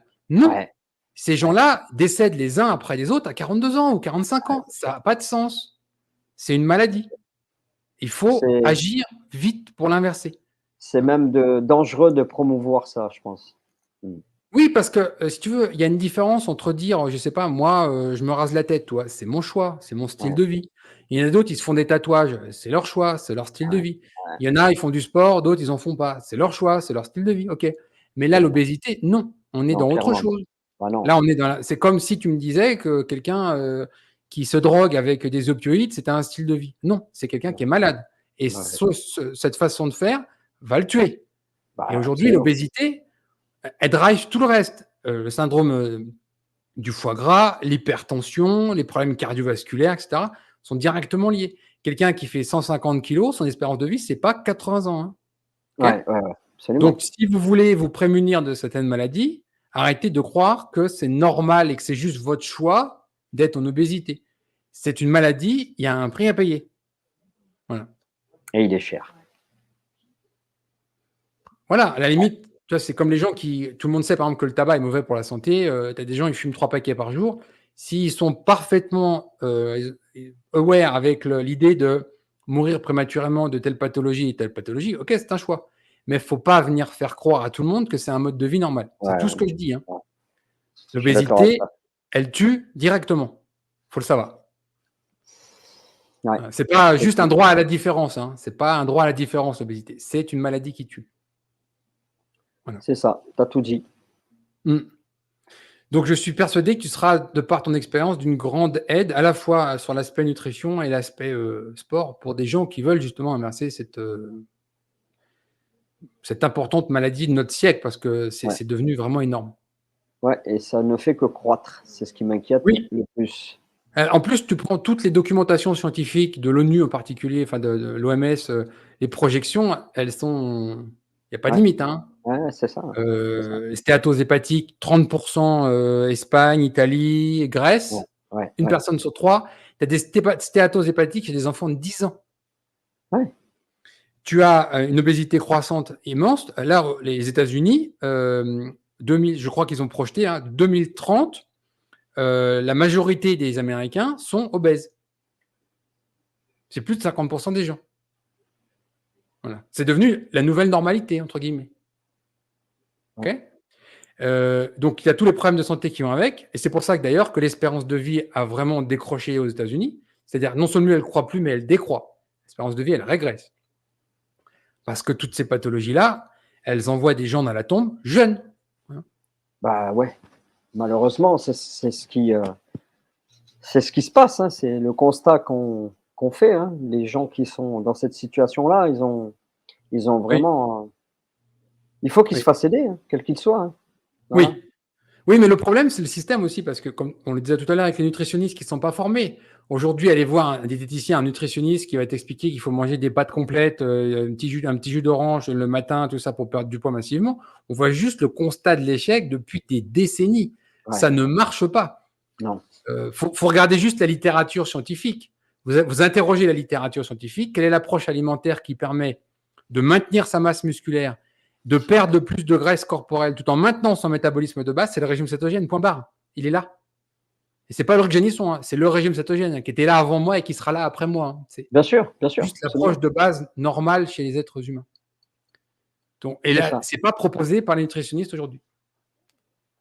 Ouais, mais tu as des nutritionnistes et des diététiciens qui ne savent pas ce que c'est le régime Non, cétogène, mais clairement.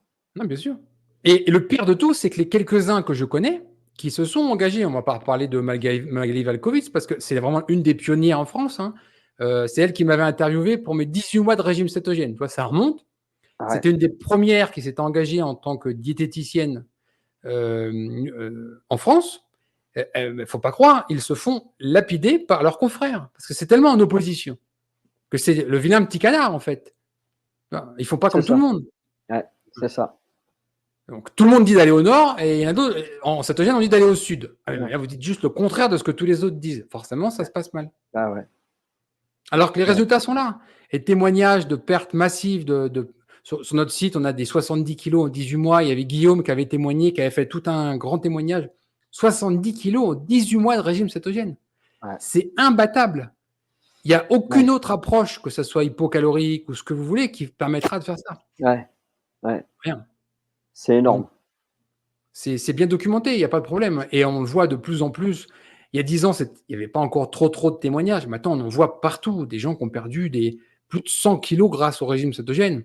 Sans faim, sans frustration, simplement, c'est devenu un style de vie après. Donc, pas de reprise de poids. C'est ce qui est important, c'est ça. C'est pas de reprise de poids.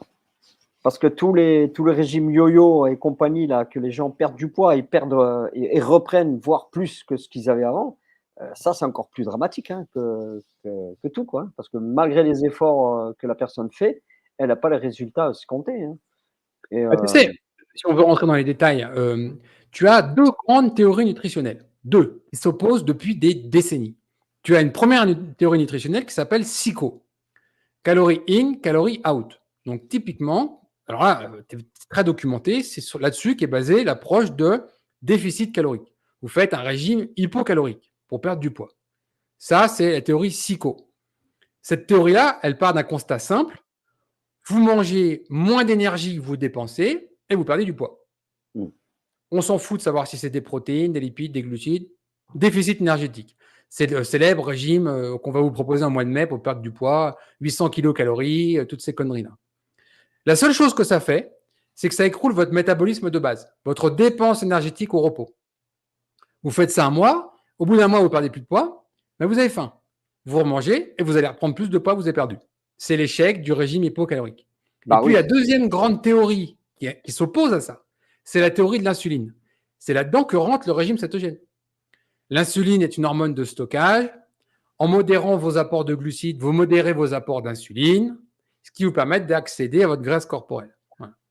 Et c'est ces deux grandes théories qui s'opposent depuis des décennies dans la science, vraiment. Et tu as des religieux des deux camps d'ailleurs, et c'est vraiment très très compliqué pour le commun des mortels d'arriver à démêler ça. Voilà. Le régime cétogène, on l'a étudié en long, en large et en travers sur la perte de poids.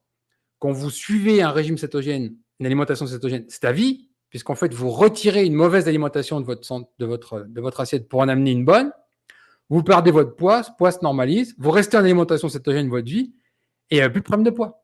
exact. Bon, évidemment, si vous retournez sur une alimentation riche en glucides après, tous vos Eh problèmes vont ben, revenir. oui, c'est une Voilà. évidence pour Mm. nous, qui ne l'est pas Mm. pour, clairement pour certains.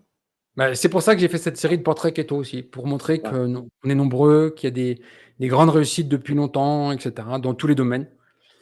Et tous les témoignages sont utiles, et le tien en particulier, parce qu'on a prouvé, enfin, tu as prouvé qu'il était possible de faire un restaurant avec un menu cétogène. Et encore une fois de plus, hein, sincèrement, je te félicite parce que ah c'est merci vraiment Loïc, très, très courageux. ça me touche beaucoup venant de ta part. Ben, c'est sincère, Ouais, vraiment. merci beaucoup.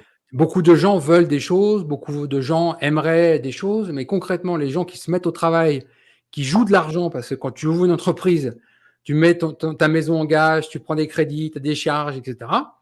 C'est pas rien. Donc, c'est Ouais, vraiment courageux. ouais. Non, non, puis bon, bah, c'est un peu grâce à vous, à toi et à Nelly, parce que sans avoir eu ce livre comme support, je pense que clairement, j'aurais pas eu le déclic qui m'a fait, dans ma tête, avoir toutes ces idées-là, quoi. Donc, je suis un de tes disciples, voilà. C'est vraiment c'est vraiment gentil et je suis sûr que maintenant tu vas pouvoir ouvrir un nouveau chapitre et aider des gens, à lutter contre l'obésité et tout ce qui va avec parce que ça sera très utile. On a beaucoup, Eh ben on a vraiment écoute, besoin de ça. je continuerai à te tenir au courant et informé de la suite à ce Avec plaisir, projet-là. Voilà. hein, et donc pour te retrouver, tu vas me donner tous tes liens, Ouais, donc pour te retrouver en commentaire de cette vidéo, ça sera indiqué.